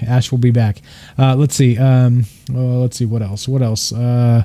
Let's see. JJ says I know I'm in Tennessee, and when I worked roofing, we all got paid. We got tore up from the floor up. Okay, I think that must be a southern. Is Tennessee the South? Tore up from the floor up. I can't even say it right. All right. Anyway, there we go. You guys know what I mean. All right, here we go. Let's go. Let's keep moving through this. Again, it's better to hear them tell this story than it is to me trying to recount it. When we've got their actual words. So okay, so MUFON's he reports this to MUFON, right? This is in early 2008, I believe. Like this thing just happened. He had some grappling with issues of trying to let the story out or keep it to himself, right? Kind of like the Travis Walton parallel. You guys remember that, where he got abducted, was missing for a week, he came back, like he still sticks to that story to this day. He was out with that wood cutting with some buddies, and they saw him get abducted with a flash of light. Right, like all that, so it's kind of very similar at this point. Okay, so here we go. We're gonna play part 5, and we'll keep on moving. But so this is MUFON out at his place investigating, asking some questions. They want to talk to the witnesses, which they talk to the buddies there. They talk to his son, and they talk to him. And here we go. Here's some more. The other major discrepancy we saw in the stories was this whole issue of missing time, where Chris Sr. thought he was gone for maximum 20-30 minutes from the riverbank, but his companion said he had been gone for hours, and in fact they went to go look for him. Okay, Chris, now, you said it took you 20 minutes to get up here and back down again. And yes, sir. Okay, now, why did the other guys think it took longer than that? I had been gone a long time. I remember that night that somebody had went looking for him. in the truck. The truck was parked right there. When it got dark, we kind of started wondering where Chris had got to. It was just me and Gene down there. Donnie went up the hill to get Chris so he didn't have to walk back or whatever. Went around there, hey, where you at? All of them said they drove up to the road at the end and drove back. And I know they left because they said they did, and the truck was moved. At some point, those guys said that they came up the road and went up there, turned around, and then went back. You're standing here the whole time. Yes, sir. How could they get past you without you seeing them and them not seeing you? There's no way. Did anybody tell you how much time had passed? 3 or 4 hours. They thought you were gone for 3 or 4 hours. Yes, sir. In a case like this where there's time missing, he tells me he can't remember. He tries to remember, he thinks about it, he gets these severe smashing headaches, and he can't remember what happened up there. So at the time, you didn't think it was strange that when you got here, it was just getting dark, and when you got back, it was very dark. That didn't strike you as strange or odd? I have a missing spot in my brain, and I've told Richard this time and again. I have a wall. I want to know what happened there. I'm lost for time at that point. Okay, so there's the missing time, right? So he, again, this is how it starts. They're fishing, 3 of them, 3 contractors. He's the builder, right? He paid him. He's there with his son, Chris Jr. They go fishing, all right? Chris Sr. sees these 3 orbs fly down, 2, and then the third one joins it, and he's like, "What the hell's that?" He walks out there, takes a look. He comes back and says, "Hey guys, check this shit out. This is what the hell." They go, they see it, and they're like, "Let's get the hell out of here." Like they're spooked, ready to leave. He goes, "Okay, I'm gonna go take another look." He walks out there, like I said, it's 20 minutes there and back from the time he estimates that he walked up there and back to take a better look, but his buddies end up looking for him for 4 hours, and his son. They can't find him, right? So his son goes for a walk to find him. His buddies are there looking around, and there's no way they say they get past him on the road. And then the individual, Chris Bledsoe Sr., has the missing time. He completely has no idea what happened for 4 hours, right? Which is typical of those abduction type experiences, right? It's the same sort of thing. Remember Betty Barney Hill? Where's Ash when you need him? What's up, Ash? You out there, buddy? Like this is the type of thing. You end up with abduction experiences that have very similar parallels, right? Missing time is one of them. Experiments done on people, like boarding the ship, right? Meeting aliens, but this continues, right? So this would just be that initial happening. This continues. He goes home later. His dogs bark. He goes out to his properties and sees like an alien standing there, just staring at him, right? Okay, he calls them had like a glass type skin, was able to have like a fight or flight feeling, like, oh shit, like if he's gonna get me, he's gonna get me. Like that's what's going on here. Again, this is the Fayetteville, North Carolina incident. Fayetteville by the Cape Fear River. This is 2007 when this went down. So just FYI, if you guys are just joining us, that's what's happening here, and that's what we're talking about. But yeah, so there we go. So of course, right. So he's got this missing gap of time, 4 hours or so. They finally find him. They're freaked out. They thought they lost him. They get him. They take him home. He doesn't even know what the hell happened. And then he goes and sees this entity, right? So MUFON comes out to investigate, which is what we're listening to right now. And so they want to know what happened during that missing time. So what's the typical thing? You do regression, right? You do hypnotic regression, and you try and bring those memories out from the missing time. So they do that. So let's find out. Here we go. So they hook him up to a regression hypnotic type thing with an individual that's experienced doing this. And here we go. This is what he says during the regression action.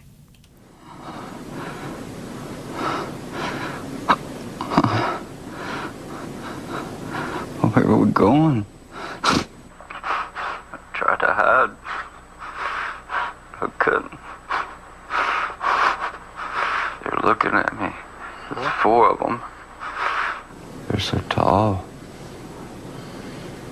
Skinny. How tall are they? Real tall. 7 foot or better. They're not human. 4 of them. Uh-huh. I just want to go home. me go. I want to see my son. Mm-hmm. What do you want? Wherever he was when they were doing this explains why. I mean, that would explain why when they come up the hill looking for him, he wasn't there. What does the room look like? It's round. It's dark in areas, but I can see lights, controls. I can feel no movement, none. Okay, Michael, go ahead. Push it to the limit. Are they telling you why you were chosen? Uh-huh. What reason was that? They're my guardians. Looking after you? Uh-huh. Your well-being? Uh-huh. Every time I get sad, they're here. I know I've been sad. Is that why you come? Are they the same ones that you saw in your backyard later? That's their children. Their children? Uh-huh. They let them out to play. Have they been inside your home? Yeah. Okay, so you see that. So there was. So they do the regression. Just from, you heard it right there. He says that there was 4 of them. Right? They're watching him. They were 7 foot tall or better. Now he's inside of some circular craft or room. Right? It's dark. He doesn't know what's happening. And these are the regressions that come forth from the hypnosis there. So I mean, right? He couldn't actually recall this himself, but then he's able to with help. And so again, very similar to that Travis Walton, which is The Fire in the Sky. Everybody remembers that movie, and one of the most famous UFO abduction stories back in the 70s. And again, like I said, Travis Walton is stuck to his story. He's never budged off that. He's got witnesses. Like he was like literally a beam of light hit him and he just disappeared from the UFO. And then he appeared a week later naked after having experiments done on him, right? Like this type of thing. They thought he was dead. I mean, we got some similar stuff here, right? Like kind of a shorter time frame. We got 4 hours missing. But he says that they're there when he needs them. They're his guardians. They actually come to help. They're not here to do something terrible, right? Or to cause pain or strife. They're actually here to take care of us, or him in particular, right? For whatever reason. And so there's there's the regression, right? There's the hypnosis. And again, this is the MUFON investigating, right? Let's motor through this. We got some other stuff to get to. But yeah, you get the point, right? This is what would happen. This is the incident. Here's part 7, go. As far as polygraph is concerned, you're either telling the truth or you're not telling the truth. A lie is a lie is a lie, I suppose. That's it. Polygraph is really only as good as the operator's interpretation. We were lucky to get Bob Durdak. He's retired from the FBI. He was in charge of the North Carolina Bureau's polygraph unit, and he's very respected in his field. I tell them it's a pure of heart test. If you feel good in your heart, you're being honest, you're going to do fine. If you don't, your body shows it, and you don't do so good. It usually pretty much plays out that way. Hello there. Hello. Hello. Hey, how are you? Steve McGee, MUFON. Steve, Bob Durdak, how are you? Chris Bledsoe. Chris, nice to meet you. Good to meet you. All right. Steve, thanks very much. Yes, sir. Chris is having no qualms about doing a polygraph. In fact, in the original report, he said he would take one. So we're going into this polygraph exam feeling very confident that he's going to do well. The real lie detector in this whole equation is you, because you're the only one that knows the truth, and you're telling this instrument here what's going on inside your body, and that's what we're using to determine whether you're being truthful or not. If you will pull this around your lower stomach and just hold it right in the middle and kind of lean forward a little bit, I'm going to pull this around behind you. For months, I was scared to say anything for ridicule. I decided I had to get it off my chest or it's going to drive me insane. And the world needs to know it's real. It is real. I'm thinking, if he comes out and passes, this is going to make this real easy. And it's going to shorten our time here. I suffer anxiety anyhow, that's part of it. Just try to be as relaxed as you can. Okay, ready to go? Yes, sir. Test is now beginning. Is your first name Christopher? Yes. Is there anything in your background that would cast doubt on your honesty or integrity? No. Did you make up any of the information concerning what you saw in the sky on the night in question? No. Have you conspired with anyone to provide false information regarding what happened on the night in question? No. Did you make up any of the information regarding the entity you reported seeing on the night in question? No. Okay, so they do a polygraph, right? And so there's some shenanigans with the polygraph here. So we'll get to the results here in a second. But so in one of those again from those interviews, again Jimmy Church and from what's the other one? What's the other one here? What's the guy's name? Anyway, he's been interviewed a ton, right? So Fade to Black, Jimmy Church, Spaced Out Radio with I can't remember the dude's name for the life. Dave Scott, that's the guy. So they've interviewed him recently, right? And he said, but this is back to 2007. MUFON investigated, right? They did a Discovery Channel show on this. Like it's been documented enough where the guy does UFO conferences about consciousness and about calling them because he believes he can call them to come to him because they're his guardians, right? Like this type of thing. Like there's a lot going on here. But again, right? So how come many of us have never heard of this? Like this is one of those situations where this is probably the thing. Like we've heard of Skinwalker Ranch, right? Like nobody really knows what's going on there. But they say all kinds of other weird shit, right? But everybody's heard of it, right? Everybody that has any kind of ear to the ground with paranormal or even watches the History Channel. But what about this? Like this guy supposedly was abducted, missing time, 4 hours. He sees extraterrestrial biological entities with his own eyes, right? On multiple occasions. And then they continue to visit him after all these years. And so this is right. And you would expect scientists to be all over this, wouldn't you?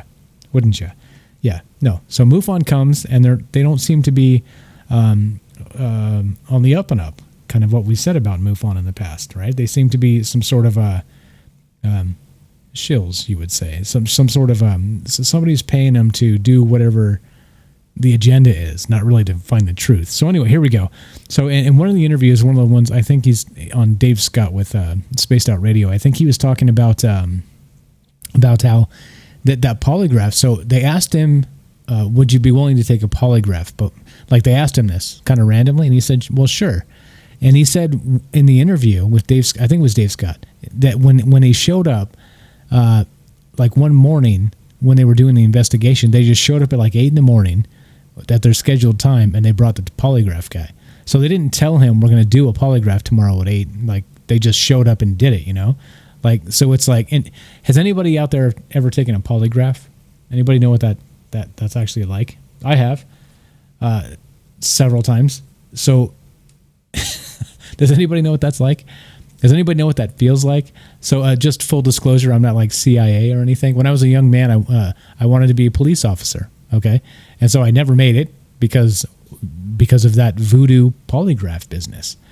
And because, Now this is why when I hear polygraph and they say that they're not admissible in court, I know, because the shit's voodoo. The shit is bullshit. It is bullshit 150%. Because I'm telling you, I'm as square gets. Like I have not broken the law. I just don't do it. I don't do it. Right. Once the laws become tyrannical, we'll have a different story. Right. I'm not saying I'm obtuse enough to not know the difference. Right. But I don't want to be in trouble. I've never wanted to be in trouble. And so I'm well apprised of the law, and I don't break the law, okay? But you go to these polygraphs, and these guys, the entire thing is a mind fuck, right? Like you show up, and like in my case, I was prepared. I knew when my shit would be. You know, they'd be like, Tuesday, it's, 4 p.m. or whatever. This office, go here, do that, right? I knew. Okay, now here's the thing. So you still go in knowing you're going to take a polygraph, and these guys are assholes. They're unbelievable assholes, right? At least the ones I encountered. And so you come in, they don't say hello to you, right? They're not friendly whatsoever. It's like an intimidation game. Like they want you to feel uncomfortable immediately. And then they ask you ridiculous questions. Like I got asked, I'm not shitting you, in a polygraph. I shit you not. I'll swear to a Bible on this. I got asked in a polygraph if I'd ever had sexual relations with a chicken. Okay? And so this is what I'm saying. It's like, what the fuck? Like, they want you They want to get a rise out of you. Okay, and that's what these guys do. It's like they literally throw just a bunch of bullshit at you to ruffle your feathers, and then look at the voodoo box, right? Look at the lines on the thing. Okay, you tell me if anybody has like a thing hooked up to you and says, "Have you ever had sex with a chicken?" That you're not going to get rattled.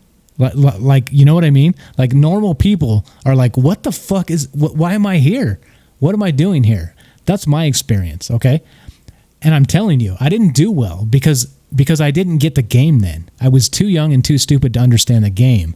And the game was they wanted to rattle you. And they wanted to see if you, basically, like, this is the upside down world we live in. They wanted to see if they could rattle you and you could keep your cool while you were rattled, right?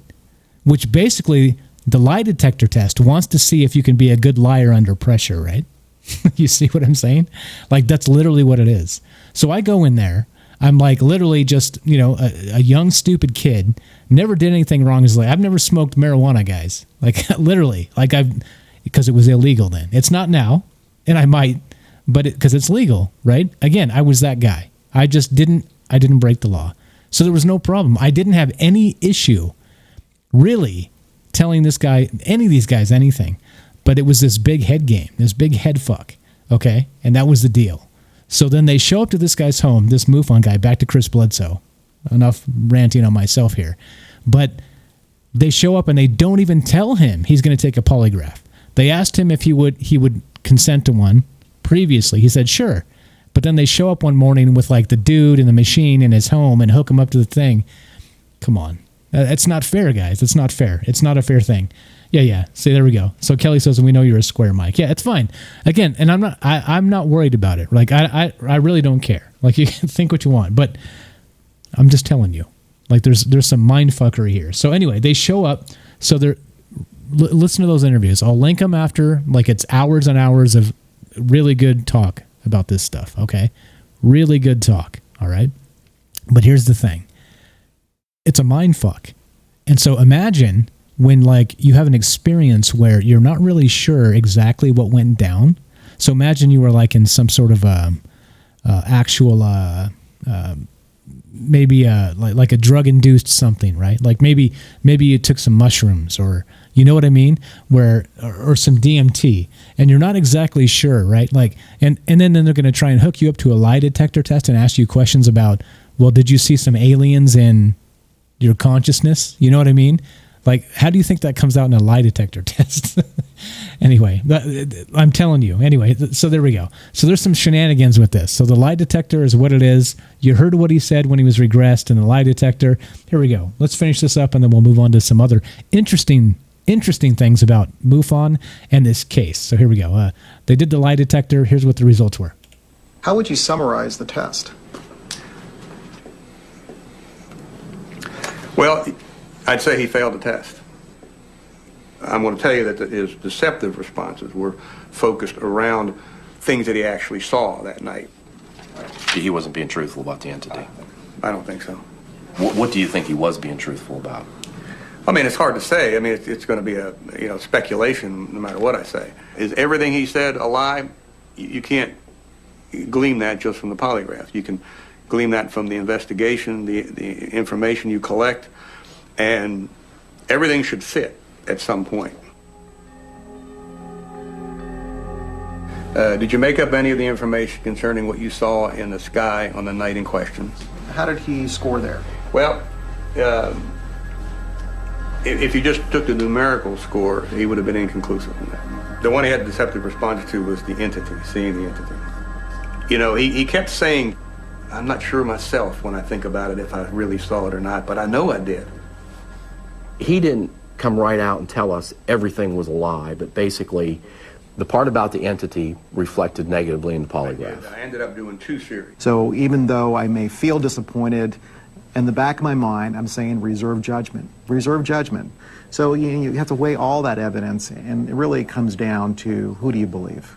Essentially, it was negative. Basically, the operator's telling us that he wasn't being honest.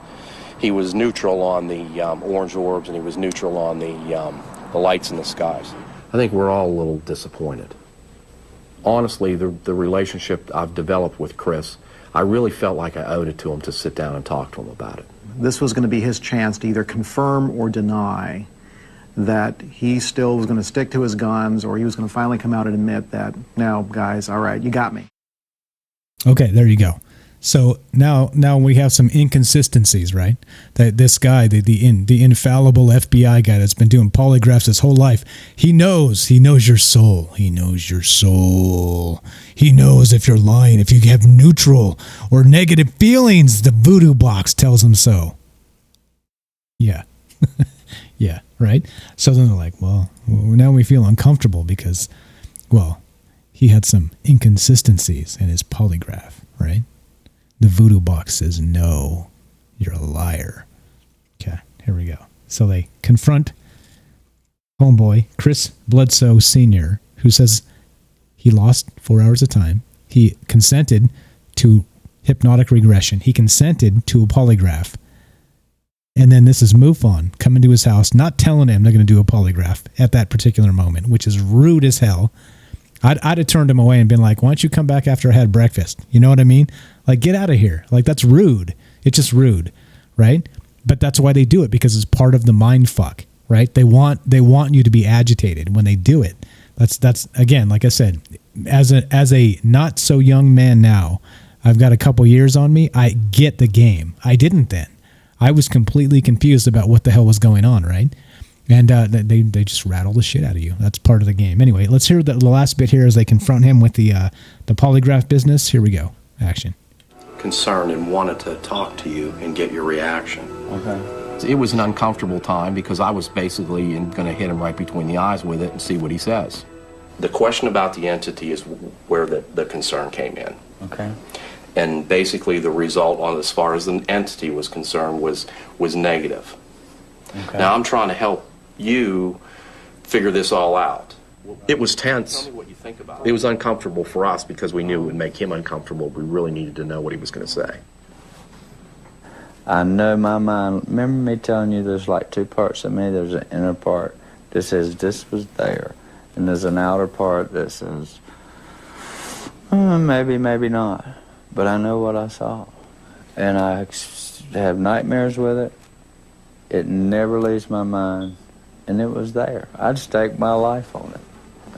It was tough. It was tough not to believe him. He was so sincere and so strong about what he was saying. Well, I know what I saw.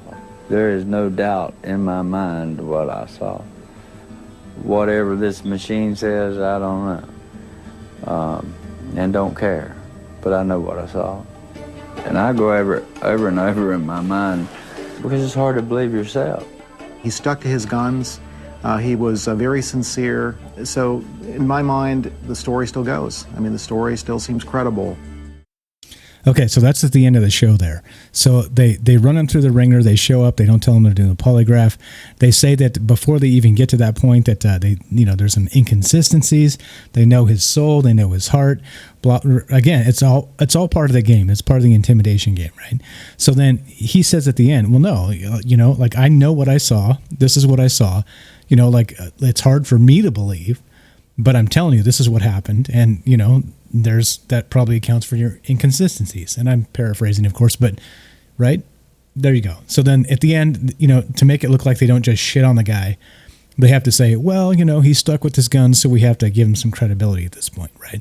After they spent, a nice little polygraph segment there shitting on him.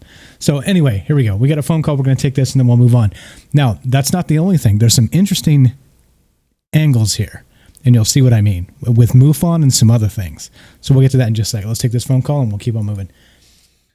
What's up? You're on Troubled Minds with Mike. What's your first name? Where are you calling from? Hey, Mike. It's Paul from New Hampshire. How you doing, brother? Paul, good, man. How are you? I'm good. It's funny. I just kind of jumped in on your little thing going on about MUFON and stuff. And it's kind of funny that you just mentioned the other things going on with that. I'm just kind of listening right now. I got a really good story for you, real quick. I know you know a little bit. Once I get going here, you'll kind of remember me. You know what I'm talking about. But when I first kind of got into the UFO thing, and I got into it because I started bringing evidence. And I had some footage And then eventually I wound up being on a couple of radio shows and then, getting millions of followers because of some of the footage I got. But at that point I had called, beyond MUFON, I had called the National UFO Reporting Center because I had taken some footage. And, I'm not going to get into it, but let's just say what a runaround I got. It was almost like the guy told me I was crazy. And you'd think at this point, I was kind of like you had mentioned this, I think, about, looking, why is this here? Is this somebody that's going to believe me? And maybe I'm crazy. But then within a couple of months of me starting to get known and then the stuff, I got a call from MUFON. And it's kind of funny to listen to the stories you're putting out there. This guy, the first guy that contacted me from MUFON, he seemed really nice, really cool. Really kind of in this, place where he was like, man, I really love what you're doing. And, I'd really like you to meet some of my friends. And, and I'm saying this because he didn't just say, oh, by the way, I'm part of MUFON. And then eventually I learned he was part of MUFON. Unless, hard to make a long story short, but these people showed up at my house. And when I say these people, I had 3 guys from MUFON in my living room. And this was right around the same time that I had mass media in my house, too, doing interviews with me. And the only thing that they could do for me was tell me how much they were going to help me. And for whatever reason it was, I was already a little scared and maybe a little nervous about what was going on, especially with the media stuff that had gone on. But these guys told me how much they were going to help me. And they said, well, how are you going to help me? And basically all they wanted from me was my footage. And then after that, my story never got shared by MUFON. But a part of it was I never really gave them my footage. They never did anything for me other than lead the people that were out to debunk people. And I guess that's, kind of the story. I never had a good experience with anybody from MUFON. And of course, this was 20 years ago, Mike. So have things changed since then? I'm not sure. I highly doubt it. I don't see MUFON doing anything out there right now that's making a big difference in this subject other than charging people to go to their website to watch footage that they're stealing from other people. Funny you say that. Yeah. I was just so as part of, you know me, I like to do a little bit of a medium to deep dive sometimes when I go into these topics. And I was on the MUFON website tonight before we started this. And sure as shit, there's they get information from people, they get footage, they put it on their website, and they slap a copyright MUFON on their shit. And you're like, wait a minute. Really? Are you kidding me? Yeah. It's not their copyright. You shouldn't do that to me, motherfuckers. Oh, I forgot I can swear. Do that to me, motherfuckers. Yeah. Are you kidding me? Go to MUFON. Joke. Go to MUFON.com. What a joke. Go to their website. They've got footage there. And not only that, Mike. They'll take whatever it is. It doesn't matter whether it's theirs or not. They'll still put something out that they can find out there. Again, I've said this over and over again for the last 20 years. What has MUFON done for the UFO society? Are they showing up on briefings at night on the news? Are they putting out, publications that people are taking seriously? No, they're charging people to go to their website, and they're stealing your shit and putting their copyright on it so they can make money off of it. And they're probably hiding most of the good shit they get to on top of that. Yeah, so we're actually going to get to some of that. So of course, like I said, I once I go into this, I go deep. I go if literally. So I start a few hours before the show, and I'm like, okay, let's see where it leads me, right? And then it leads you some interesting places. So stay tuned. I've got some. So they shit on Chris. I'm going to listen, Mike. Like I said, I just kind of jumped in. I was doing a little thing of my own, and I kind of just jumped in. By the way, and when it's cool with you on the radio. We need to talk sometime here off the radio, just so we can, put our heads together a little bit. I got a couple things you might be interested with, and it takes a little more time than this. I'd love to chew the shit with you, off the. On the cuff, send me you got a message. It, buddy. I know how to get a hold again, of you got it. You know how to get you got hold it. of me, brother. Have you joined the Discord? All right, Join the Discord. Yeah. Have you done it? Join the Discord. Yeah. Yeah, I do, brother. Discord, I got you. I'm on Discord with you. I've been getting some messages. I'll drop you a line, all right, brother? Okay, let me know. Great job again. Love where you go with this. Talk to you soon. And, yeah, good luck with this shit. Appreciate it, my man. Appreciate it. This is Paul from New Hampshire, the New Hampshire UFO hunter. Check him out, guys, on YouTube. Thanks, Paul. Have a great night. Thanks for the call. There you go. So this is the thing, right? This is the thing. MUFON shows up and they basically shit on this guy, right? Like at the end, they give him like one sentence of a validation. Well, he stuck with his gun, so we have to give him some credit, right? That's basically, but they're telling a story on TV, okay? Which, this guy's a human being, and he's been through some traumatic shit. And so now they show up and they play some games with him, some shenanigans to get, to get some clicks, to get some some notoriety, to put a TV show up, to make a few bucks. You know what I mean? Like this is trauma for this guy. Like it nearly ruined his family. Like watch the whole documentary. I did link it. It's in there. And if you want to follow all the links after the show, you know what to do. Go to YouTube. Right after this is done, I put it up. Before I do anything, I put up all the links. You can follow up on me. I'm not making this shit up. I never make this shit up. You can follow up, okay? Transparency. Speaking of transparency, just like Paul called, you can also call and be part of the show. You know how you do it? 702-957-1037. Go to troubleminds.org. That's the official website. Click the Discord link. You can join the show that way. And here we go. We're going to keep on moving. Now, MUFON shows up and they set up Chris Bledsoe Jr. He had a UFO experience, okay? 4 hours missing time, a possible abduction scenario, and then he sees entities at his house, okay? His child, his Chris Jr., his son, saw, his adult son at this point, young adult, actually saw two entities as well, okay? In a different, like, not at the same time, different times. Okay, so now MUFON shows up and they basically shit on this guy and make a TV show out of it. What's up, Tamron? I see you there. Thanks for showing up. Let's see. Kimberly, thanks for being here. We've been missing you. Where you been? Welcome back. Let's see. All right. Okay. So then let's do some shitting on MUFON, shall we? All right. So here we go. Let's go with MUFON clip 1 here. And this is follow me. Now this is some interviews from, I think this is from Dave Scott, Spaced Out Radio. Here we go. Action.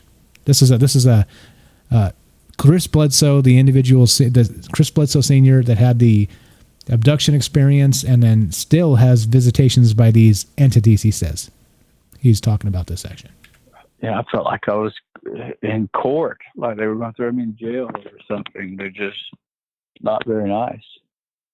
What were continual questions? Yeah, what were some of those questions that they were asking you? Because it was almost like they weren't there to try and believe you, but more so there to try and debunk your case like it wasn't true. Well, that's what their mission was. Get the evidence and debunk the source. And that was their mission there for a while. At least that's what they tried to do. And they did a pretty good job. It really irritated me bad because I was supposed to have some kind of creative control or at least say. They didn't give me any of that. They didn't show any evidence that they had found, from burnt marks on the ground to stuff in the trees and other witnesses. And, there were 8 other people in our community that all saw it that night. So all of that could have been put in this show and the whole outcome would have been different than the way they tried to make it. My friend Jim told me he knew the minute it was published, it was a hack job. Why do you think they targeted you that way? Well, at that time, before 2016, the government was still denying it. There was no way that the military or anybody would say we've ever investigated. Since Blue Book, we care nothing about a UFO. That was always the case of the government. You couldn't, I could never say I was working with somebody from the government ever until 2016. That's when they changed their whole everything. The government actually admitted that it was real in 2016. And okay, so to hear what he said there, he says that basically he thinks MUFON had an agenda, and it was to come out and it was to collect the evidence, just like Paul said. What's up, Paul? Paul just called in and said that he felt like MUFON came to kind of blow him off. They wanted his footage, and that was that, right? Well, Chris Bledsoe Sr. here says something very similar, doesn't he? He thinks they had an agenda. They wanted whatever data he had, and they wanted to blow holes in his story and then put it on TV to make him look like a fool, okay? And again, you don't spring a polygraph on somebody without telling them. That's messed up, right? But it's part of their mindfuck game. I'm telling you, it's part of the game. They want you to doubt yourself. They want you to feel uncomfortable telling the truth, right? That's what they want. And that's how they get their edge, right? And then so if you squirm a little too much, they say, well, you're squeamish or you're lying, right?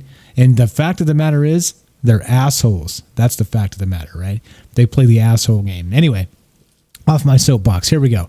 So then he was talking about the government, right? So they come into this in 2016, he says. What also happened in 2016? Or just this? So it was actually 2017, I believe. It was, so he's saying the government starts coming around in 2016. And they start telling him that it's okay, and they believe him, right? So here we go. Let me play this clip about the government where he's talking about this and how he trusts the government now. Because it seems like he's getting a bunch of attention from scientists and from government and from the CIA and some other interesting sources here, which we're going to get to in a sec. But here we go. Let's play this government clip and what he's talking about, and we'll keep on moving here. Again, this is the Fayetteville, North Carolina UFO incident, 2007. We have an abduction scenario. Missing time. We have extraterrestrial biological entities actually seen by multiple people. And then we have an investigation by MUFON and a dirty polygraph by the looks. Here we go. This is what Chris Bledsoe Sr. says, the contactee, about the government, what you just kind of pointed to there. Sorry. So 2017 was To the Stars, right? 2016, the government starts coming around making him feel better, he says. The government's acknowledging it. And then in 2017, To the Stars happens, right? Well, we got some synchronicities. We got some time frame types of things happening here. Okay, here we go. Let's see what he says about the government action. Absolutely was. That was the hardest thing for me. The hardest thing was that my family and friends and all turned on me, and they wanted to say, okay, well, he's mentally insane. We can't believe him. If he saw lights, it was the devil or a demon, or he's crazy and he didn't see lights.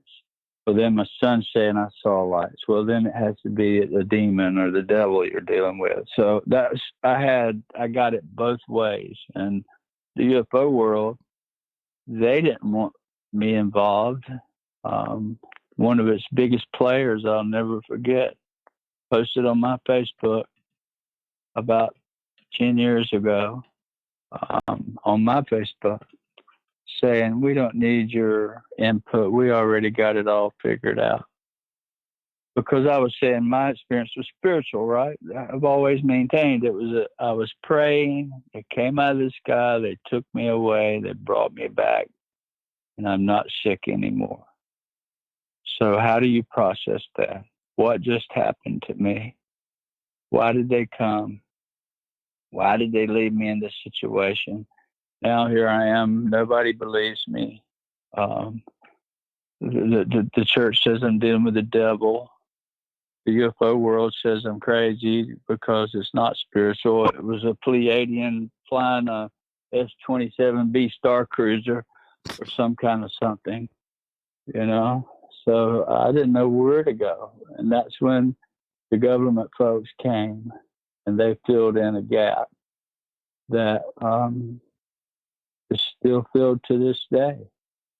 And that's why I'm so pro-government. It was the only place I could find any sanity and no threats, just true people that want to learn, that want to, make me feel like somebody. Yeah, what you saw was real. Now let's figure out what it was. Okay, you check that. So he says that a lot of the backlash he got was from the public. He got mistreated by MUFON.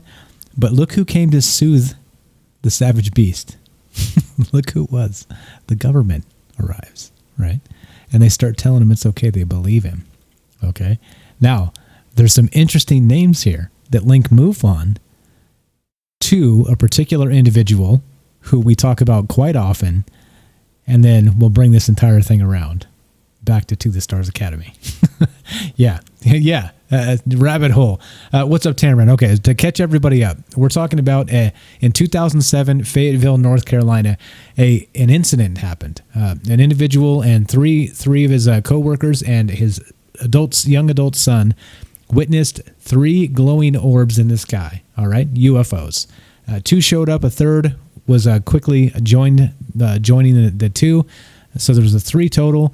We have some missing time where the individual in question, the man speaking here, his name's Chris Bledsoe Sr., he actually disappeared for 4 hours. Okay, so his buddies were freaked out by the UFOs. They were trying to leave. He went to get one more look, and then he disappeared.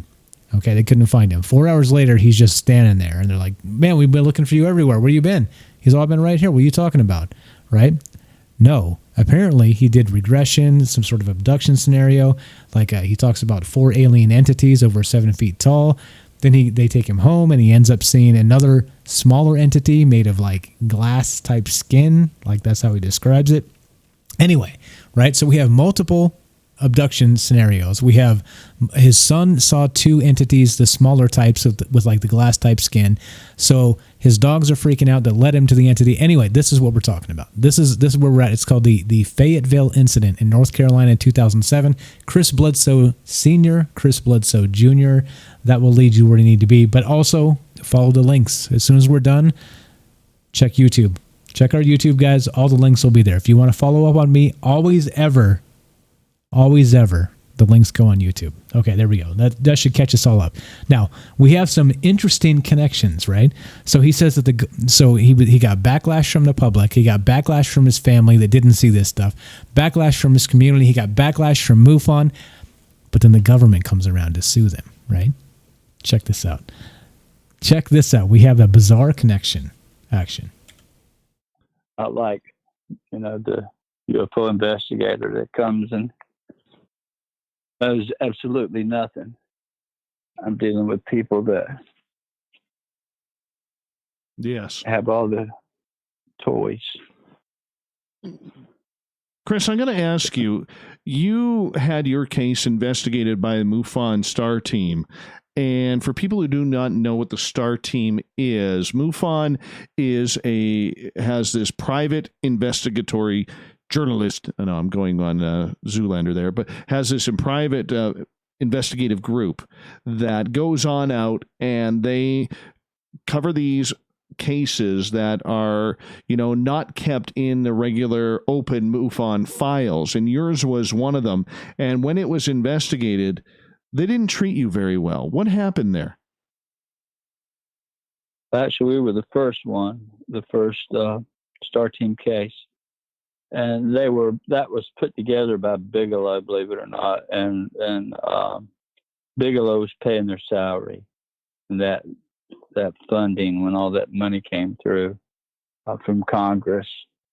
So we were like their first case, STAR team case. But they were a rapid response team that supposed to have money behind them, where most UFO researchers are on their own penny. With MUFON, you join, you go do investigations on your own money.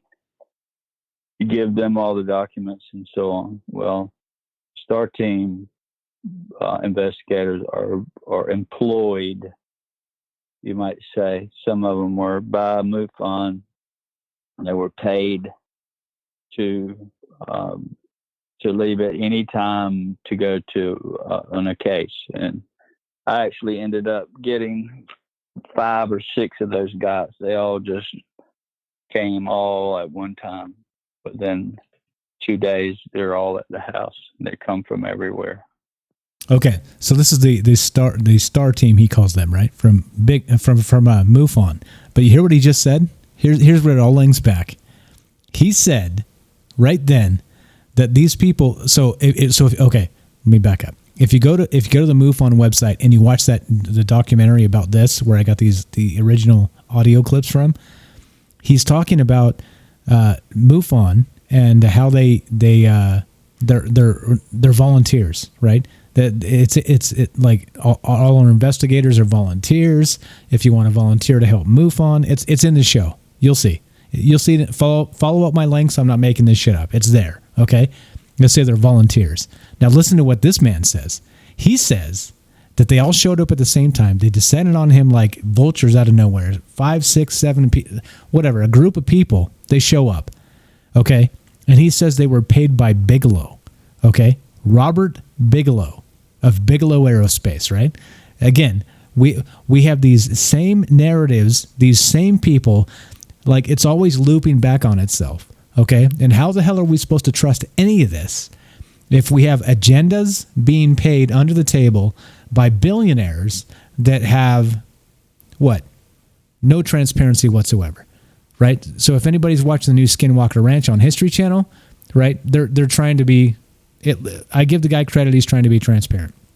He says he's going to have like actual scientific papers coming out. Brandon Fugel is the guy's name, the new owner of Skinwalker. But for whatever reason, okay, they still don't have access to Bigelow's findings, okay, because it was like a government provided, paid for, right?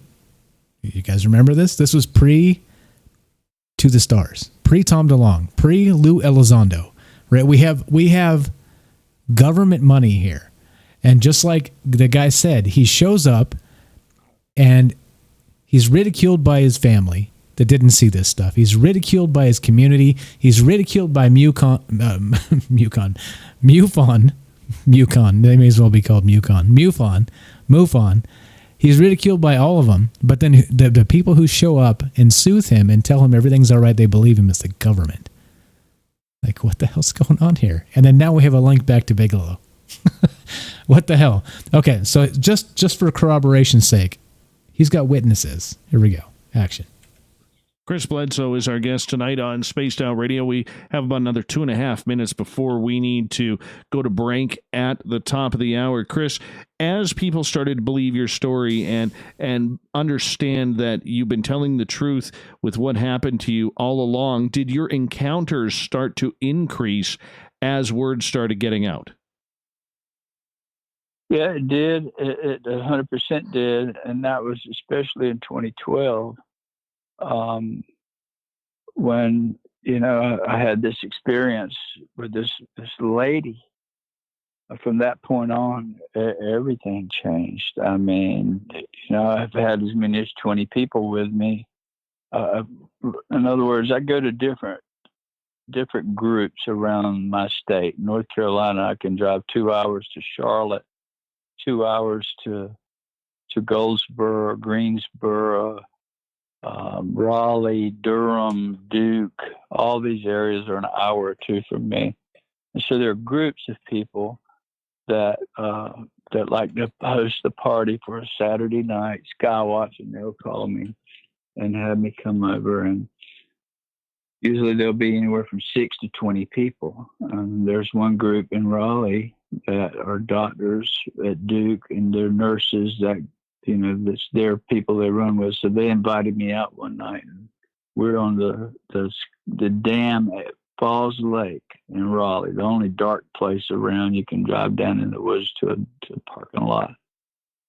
And there's 20 people standing there, and all in the doctor field, nurses field. And we had something appear 100 yards away and about 10 feet above the trees and big as an ice cream truck. I mean, right in front of everybody. I sat there about 2 or 3 minutes and just flew away. And it came because of asking it to. Not just showing up, but asking it. Show up. Just share it with these people. Okay, so he's got to get together. They got 20 people. He says they're doctors, they're nurses. These are scientific people, okay? And they take him down there to this dark, quiet spot, and he somehow called them, right? He prayed for them to come, and they saw it.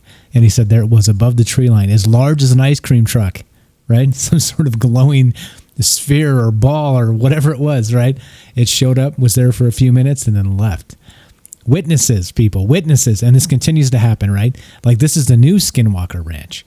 And so, again, we have Bigelow. We have Robert Bigelow. We have the government. We have the CIA showing up, right? Telling him it's okay. We believe you, right? After years of ridicule, the government shows up. This was 2007.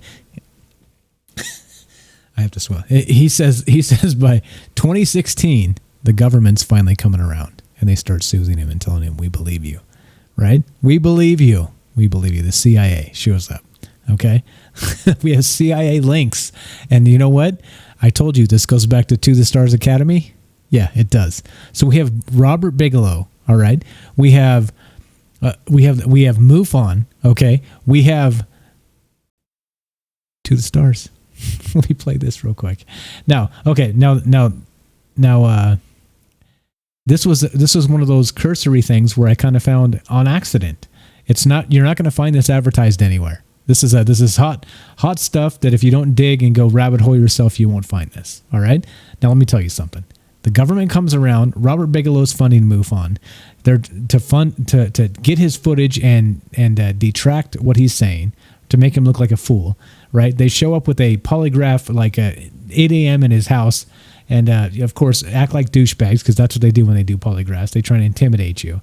Now listen to this. This is a very tiny detail in this clip. Listen, here we go. There's 2 of these, and you'll see where I'm leading. Stick with me. We're almost done. So we go from MUFON to Robert Bigelow, funded. Then we go to the government and the CIA. How do we get to the CIA? Listen closely. Well, it actually began in 2008 when Dr. Pavenmeyer came, and he started reassuring my wife and children that I wasn't lying, that it was happening. And he actually went to my family, my mother, my dad, and different people. And I'll never forget Jim. Came for my birthday a few years back, and one of my boys was, man, he had a hard time with it in school, getting picked on, his dad being labeled crazy and everything. And so he went off to college. He didn't want to come home. He was embarrassed about his father. But and their friends, all my kids, their friends, they would, my kids experience the stuff with me, right? They see it too. So now they're 100% on my side, and they're telling their friends at school, my dad's not crazy. We did see lights. We see them. Did you catch that? You didn't, of course, because he said Jim. He didn't say a last name. He said Jim came, right? And Jim told me. And Jim was consoling me, right? This is what he's talking about, all right? Let's play part 2, and then we'll talk about who Jim is. He's talking about Jim, right? Here we go. JIM, part 2. We've got a last name as well, and this links all the way back. You'll see. Action. Well, I'll never forget one night Jim said, we all went out to eat. It was on my birthday. And he told the boys, he said, call all your friends, all your high school buddies, and get them to the house tonight. And so we were out back, lit a big fire. And I think there were probably 20 kids that come up. Some of them were police officers that had graduated the academy, and they were first-year officers. There were 3 of them come up in police cars, and all my kids' friends. And he set them down and told them. He showed them who he was. And before that night was over, all those kids were looking up to me like I was something special after that night. So that's the government that I talk about, that I enjoy. And I have to say I've been here to help when nobody else would, when the relentless UFO crowd is nonstop bashing you. And then you got people like that care. So it's a no-brainer. Okay, you catch that. Jim again, right? Jim. The second time he mentions Jim. I had to dig because I was like, who the hell is this guy talking about? Like, Jim is not part of his family. He doesn't have kids named Jim. I'm like, who the hell's Jim? Yeah. You know who Jim is? Here we go. I got a LinkedIn. This is the guy's last name. Right here. You'll never believe this. You'll never believe. Like, this is literally, this ends up being one of those situations where you're like, no freaking way. All right? Here we go. I'm on LinkedIn right now. I'm going to put this up and you guys can see who this Jim character is. His name is Jim Semivin, right? Semivin. What's it say on LinkedIn? Vice President of Operations at To the Stars Academy of Arts and Science. Right? On the right, people also viewed Blair Bigelow, Hal Puthoff, Russ Hayward, Tom DeLonge, Chris Mellon, Buzz Aldrin. Like, okay, now hold on. Like, what the hell's going on here? So, okay, I'm like, all right. Jim Semivin is now Vice President of Operations of To the Stars Academy. Like I said, this goes all the way back. So we go MUFON, funded by Bigelow, to detract from this guy, get his footage, but shit on his story and discredit him. But then somehow, down the line in 2016 or so, this guy Jim from To the Stars Academy, right, shows up to console homeboy here, right? All right, hold on. This gets better. I'm like, okay, who the hell is this guy? I'm like, all right, so I got the name. This is who he's talking about. Hold on, this gets better. This gets better. Yeah, you think this is not good enough? This gets better. Here we go. So here's another one. I'm linking this. I'm linking all this. You guys can have all these links and follow up on me. I'm not making shit up. I'm not making this shit up. What's up, Juan Carlos SC? Thanks for showing up. Hold on. So I Googled this dude's name. Jim Semivin. Okay? Now, look where he shows up in To the Stars Academy. Right here. There's 1, 2, 3, 4, 5 names. 5 names. I've talked about all these guys. Every single one of these dudes on this show. Every freaking dude. Except for Jim Semivin. I'm going to start at the bottom. Chris Mellon. We've talked about him. Lou Elizondo. We've talked about him. Steve Justice. We've talked about him. Dr. Hal Puthoff. We've talked about him. Jim Semivin. Former CIA Directorate of Operations. Who is now listed on LinkedIn as the Vice President of Operations to the Stars Academy of Arts and Science. Now you tell me, explain to me, this guy is spending time with Chris Bledsoe Sr., soothing him and telling him that the UFO community is off the rails, telling him that the pressure he's getting from the public and from his family that doesn't understand. This guy's telling him to chill, man. We believe you. We're here for you, man. Like, bring the community together, and we're going to see these things. And they do, and they see these things. Like, what the hell's going on? Like, this is actual CIA, this dude, all right? According to these sources, I'm not making this shit up, guys, right? MUFON, funded by Bigelow, right, that goes to the CIA and to the Stars Academy, right? We got Skunkworks involved. We got literally Steve Justice, former director of advanced systems at Lockheed Martin Skunkworks. We got Lou Elizondo, Department of Defense, right? Supposedly worked for ATIP. We got Chris Mellon, Deputy Assistant Director of Defense for Intelligence. It's unbelievable. Like, come on. Like, how do we have all... It's like, are you seriously telling me the entire UFO community is comprised of 10 dudes? Is that what we're talking about? Like, I make the joke, 5 guys, right? I make the joke, right? There's 5 guys. Here they are. 1, 2, 3, 4, 5 dudes. Semivin, Hal Puthoff, Steve Justice, Lou Elizondo, Chris Mellon. Notice on this press report, this is from themedium.com. You'll have all the links. Trust me, you'll have all the links. I'm not making this shit up. Look who's missing. Tom DeLonge is missing from this list. Because it says, also in attendance were the following distinguished members of the new corporation. Right? And so they list the guys that have credentials. And Tom DeLonge has no credentials other than being in a shitty punk band. All right? That's it. Tom, if you're listening, call me, man. I'd love to sing along with you and harmonize badly. But hold on. Jim Semivin, former CIA Directorate of Operations. Now, what's going on here? Now, what's really going on here? Okay. Now, I think literally, like I started this entire thing. And again, I think this is bizarre. Every time I do this and kind of go, okay, let's look into this. I've heard of this in the periphery. I don't know much about it. I start looking. I end up surprised where this shit leads. And let me tell you something. I was a little bit shocked when the guy he was talking about, right, in these clips, in these interviews, this Jim guy, that he brings up the name Jim. Jim. I have to look. You want the proof? Here it is. Tweeted from Ryan Bledsoe. Here we go. Gonna link it. You guys can check it out. This is Jim. This is where I got Jim's last name, right here on Twitter. Right? Ryan Bledsoe. All right. He's one of the sons of Chris Bledsoe. Right? Somebody says on Twitter. Hold on, let me make sure this is up on the screen so you guys can see this.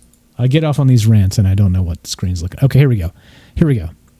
So this guy says, thank you. Just wanted clarification that one person wasn't being generalized as the CIA, because the CIA has been visiting these people, right? The Bledsoe family and this entire UFO experience, right? So this guy says, would you say more or less than 10 people? Ryan Bledsoe, the son of Chris, who we've heard the clips of all night talking about this, says, no, more than 10 people. The CIA that had been visiting them, more than 10. My sister was told by Jim Semivin that dad is a hot product. He told me to my face that my dad is the most researched experiencer in the world in intelligence communities. People have no clue what's going on. Laughing tears emoji. Jim Semivin. Yeah. Former CIA Directorate of Operations. What the hell is going on, guys? Like, what the hell is going on here? Like, what are they trying to tell us? Now, this is what makes me suspicious as hell about all of this. Right? Is any of this real? Is any of this real? Or is all of this some sort of bizarre psyop, right? I'm told the new term is information operations. It's no longer psychological operations. It's now information operations is the new term, is what I've been told. They changed the names of these things. Now, we've talked about Skinwalker Ranch, which Bigelow was heavily invested in. He owned it. He did a lot of research there. He hired people, ex-military, to go work there. And what did he do? He kept all of his findings secret. Even the new owner has no idea what Bigelow found at Skinwalker. All right? So explain this to me. Government money, CIA involved, secret results, somehow connected to the Stars Academy.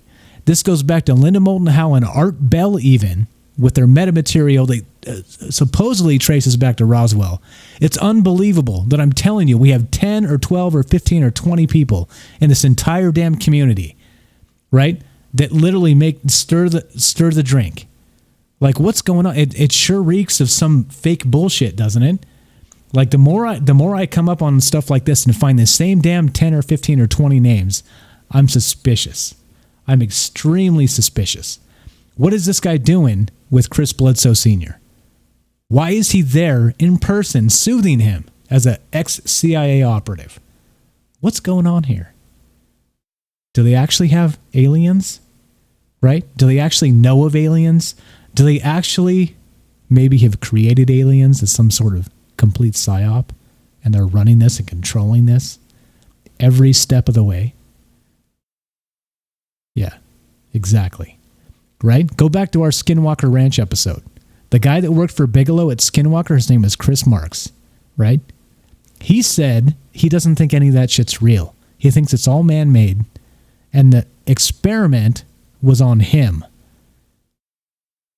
Yeah, that's right. On him. On the people they hired and sent to the ranch to investigate. They think they were actually experimenting on him. What's going on here, guys? I have no idea. This is what I'm saying. Like, you end up spinning this, and you end up, like, the more you dig, the more you... This doesn't make sense. The more you dig, the more you end up in the same spot, right? Like, how is that possible? How is this possible? Like we can't have every UFO rabbit hole end up at the same 20 people. It's not possible, right? Like how is this is not a thing. It can't be. It cannot be. I'm suspicious as hell. I'm mad and I'm suspicious, and the more that these names keep popping up, the more suspicious I get. Let me tell you. That's really what I wanted to get to tonight. And I didn't literally I was hoping to just tell the story of the Fayetteville incident in 2007. But the more I dug, the more I was like, what the fuck is going on here? Yeah. Anyway, I think we're at the end of this, near the end. Anyway, we got a call coming in. We'll take this call. But right? Am I wrong, guys? Am I wrong here? Am I being too tinfoil? Like, what's going on? Again, I'm open to criticism. I'm open to being wrong. I've been wrong before, and I will be wrong again. Okay? It's not about that. It's not about egos here. It's about, wait a minute, let's put the pieces together and figure out what's going on. And I think at this point, I don't know.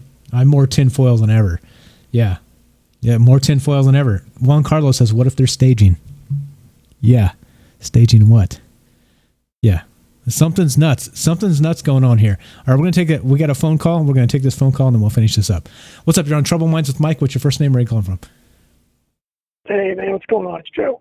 Joe from Florida. How are you, my man? What's on your mind tonight? I'm good, brother. So I'm listening to this, and, you know, I think a lot of us have a handle on a lot of these UFO cases. I haven't heard this one for more recent, so very interesting. I can tell you this. You know, I've seen stuff. I'm sure some of the people here listening have seen stuff. I know I've doubted myself. And some of the sightings I've seen recently as an adult, I doubted on wanting to report them for reasons. One of the previous callers informed people are typing in the chat because I didn't want to look like a total loon. But I know I've seen stuff. Tonight, I was going through UFO stalkers before the show came on just because I had some time, and I mentioned to my kid, hey, remember what we saw a couple of years ago? And his story always changes. It was a wing, it was this, it was that. No, it was a plane. So tonight he tells me it was a plane that we saw. And I'm like, this plane was hovering. And then I asked him, I says, the plane was low. He says, yeah. I couldn't even remember hearing any sound. He tells me no. I wonder if a year from now, if I ask him that same thing, he's going to tell me that he did hear the plane. He's young, doesn't want to seem to be crazy. I know what I've seen. I know what I've saw. But sometimes they end up like a dream. As far as Elizondo, we all know what the illusion is in the Star, to the Stars Academy. Obviously, with the internet and the electronic age and the spread of information, it's harder for the government to generally keep this stuff under wraps, especially when videos coming out. You get the Tic Tac UFO, which is in question, not in question. We don't know. The audio, it's the same thing, but with a different department. And that department is in full public view. It's just not named from a government entity. It appears to be private, funded, and they got a rock star, or whatever you want to call them, to relate to maybe modern times of another generation of people that are probably going to grow up seeing weird shit that's unexplained. Just all smoke and mirrors, which is what we're all alluding to and what we all see. I don't think there's going to be any disclosure, aside from one of them things landing somewhere and people actually being able to get a clean video, not doctored, not shaky, not anything. Yeah, which seems to be the unicorn of the UFO world. Is like, give me one goddamn clean photo, please. And we just can't get it, can we? Well, here's the thing. It was funny that you mentioned the agents, the UFO, the MUFON agents going on, because, I'll go to that UFO stalker site and you could zoom into certain areas of the country, of the world, and it'll give you what's seen there. And then it says, do you want to become an investigator? There's like a link, which I've actually thought about, but there was one particular sighting that I had seen on this. And when I read it, it was so detailed and legitimate. It was very detailed sighting about something that happened off of Madera Beach over here in Pinellas County. And there were multiple witnesses, but it was a guy and his wife. And he said that the sun was going down, there were people gathered, which happens, in Florida. And they noticed some lights, and time slowed down. Like, it seemed like everybody was frozen. And next thing you know, when they all snap out of it, like a group hallucination or a group hypnotism, when everybody snapped out of it, it was already dark, and like a half hour had gone by. When I went back to particularly look for that sighting in the area, I could not find it. It was like it was deleted off of this page. Which, you talking about this tonight made me wonder if more detailed sightings, they just kind of get picked on, and then they either get promoted, or they get shoved to the curb, or they get, I lost the words, but when they gave this guy the polygraph, they discredited him. So who the hell knows? Who the hell knows? But it's smoke and mirrors. But doesn't it make you wonder if all of this is some sort of, like, think about it this way. Let's say the government actually they've either managed to somehow themselves make this technology and not let it get out, like a black budget type project. Or let's say that they've actually done like Bob Lazar said, and done some sort of reverse engineering of an ancient UFO they found, let's say beneath the Sphinx or some shit like this, right? Like it's literally like the ancient aliens type people say, right? Sure. But then, additionally, on top of that, they've turned it all around on us to make us think that we're seeing whatever the hell they want us to see, whatever narratives they want to create in the name of national security. Because if they can create false narratives from the Pleiades system, and I'm just throwing that out there, again, I don't know the answers here. I'm just saying that if they can throw this shit out there, it's a way to protect the military applications they've developed. You see what I'm saying? Like the entire thing could be like an information psyop. And there's no doubt that it is. But you have to ask yourself why there's sightings in ancient times. So, those of us that are truthers or believe it or whatever you want to call us, yeah, has something been coming through here for hundreds, thousands of years? I'm sure there has. Has it coming here living under the planet or on the moon? That's a question for another show. But maybe we did reverse engineer it, or maybe we didn't. Maybe we created a lot of things on our own. An example of that might be, let's say you got a stealth blimp. Sky's black. You're not going to hear a blimp. It can move with some kind of exotic motor that they have, sucking air in and sucking air out. Right? And let's just say, for argument's sake, this blimp had lights underneath it or a hologram, some kind of an LED screen. You literally could park that over somebody's house. They would not see it in pitch black. They could flip on whatever they want you to see, and then they could shut it off. Or when you shut it off, it makes the effect of it took off. Or it could reflect the outside surroundings of the sky and the moon and the clouds. That's technology that we have now, or that we see in science papers. And you have to assume that those things we already actually have working. When you mentioned the satellite, defense thing, that's bullshit. There was a show that literally if we put a satellite close to another satellite and we just sprayed paint on that satellite space, you could knock stuff out of orbit. I made mention of rods from God. Those tungsten rods you could shoot from orbit. I'm sure if they have not done it yet, they're pretty close to doing those things. But it probably is, this program probably is something to protect whatever people are seeing. Because let's face it, if we have weapons like this, you have to fly them, and people are going to see them. Yeah, yeah. And again, who knows? And this is the thing. Like all of that is on the table, right? I'm not opposed to any of that. I'm just saying that doesn't it seem suspicious that the entire disclosure narrative literally funnels back to like 20 or 30 people? Like the circle is so incredibly small when we have thousands of people that have visitations, that have sightings, maybe tens of thousands of people. It's bizarre as hell that every time I dig deep, it ends up in the same freaking place. Like every hole you dig shouldn't end up in the same place.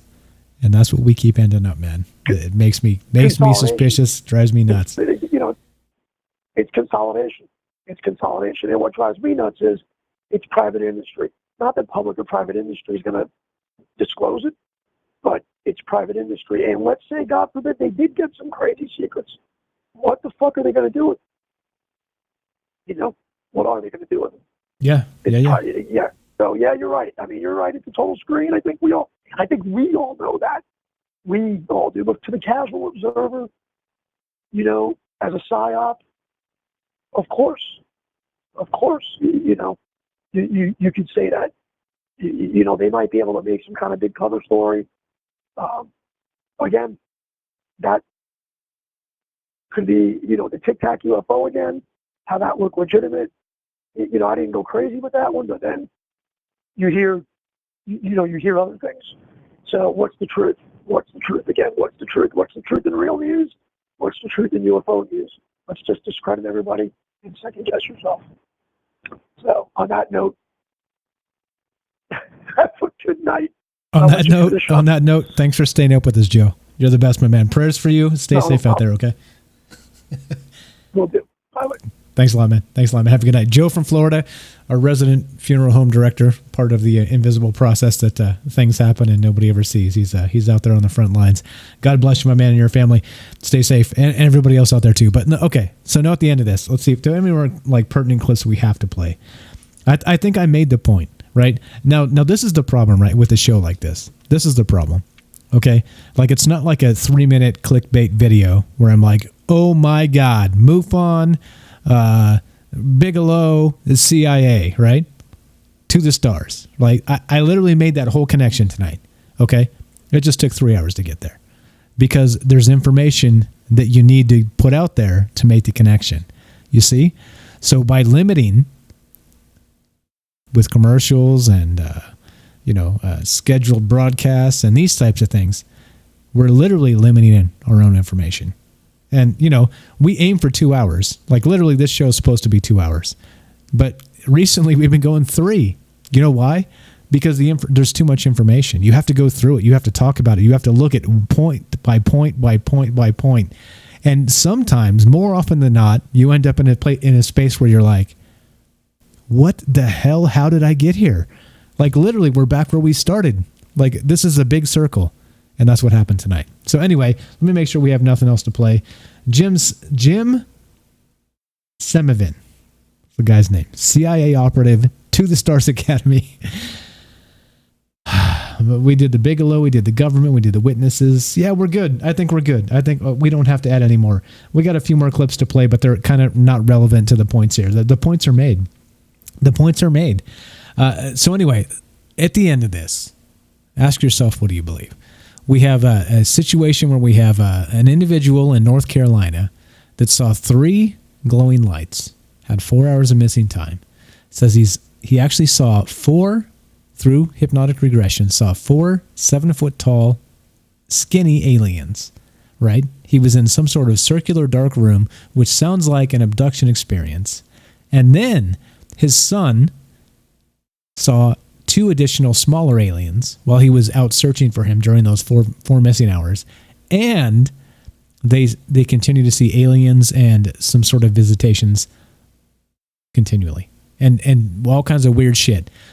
Okay, trust me when I say this. We could go another hour. Trust me when I say this. Because we're not going to do it. Because, like the human limitations, sitting in one chair for too long. But listen, though. These links, you'll be able to find them. When we're done, I want to put all this shit up on YouTube.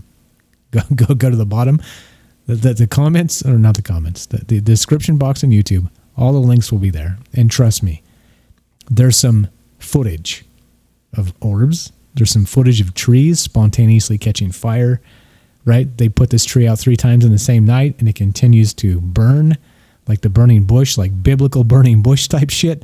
Like, we're talking holy shit type stuff. It's going to be there. Check it out. If you've never heard of this story, this may be like the story that you should have heard of, that we all should have heard of, that we should be talking about, that nobody's talking about. And oddly enough, it links to Robert Bigelow. It links to MUFON. It links to the CIA, and it all comes back to the Stars Academy. Yeah, you tell me. I don't know. I'm more confused than ever. What's up, William? What's up, William? Yeah. Okay. Here we go. So that's the end of this. We're gonna play some outro music. We're done.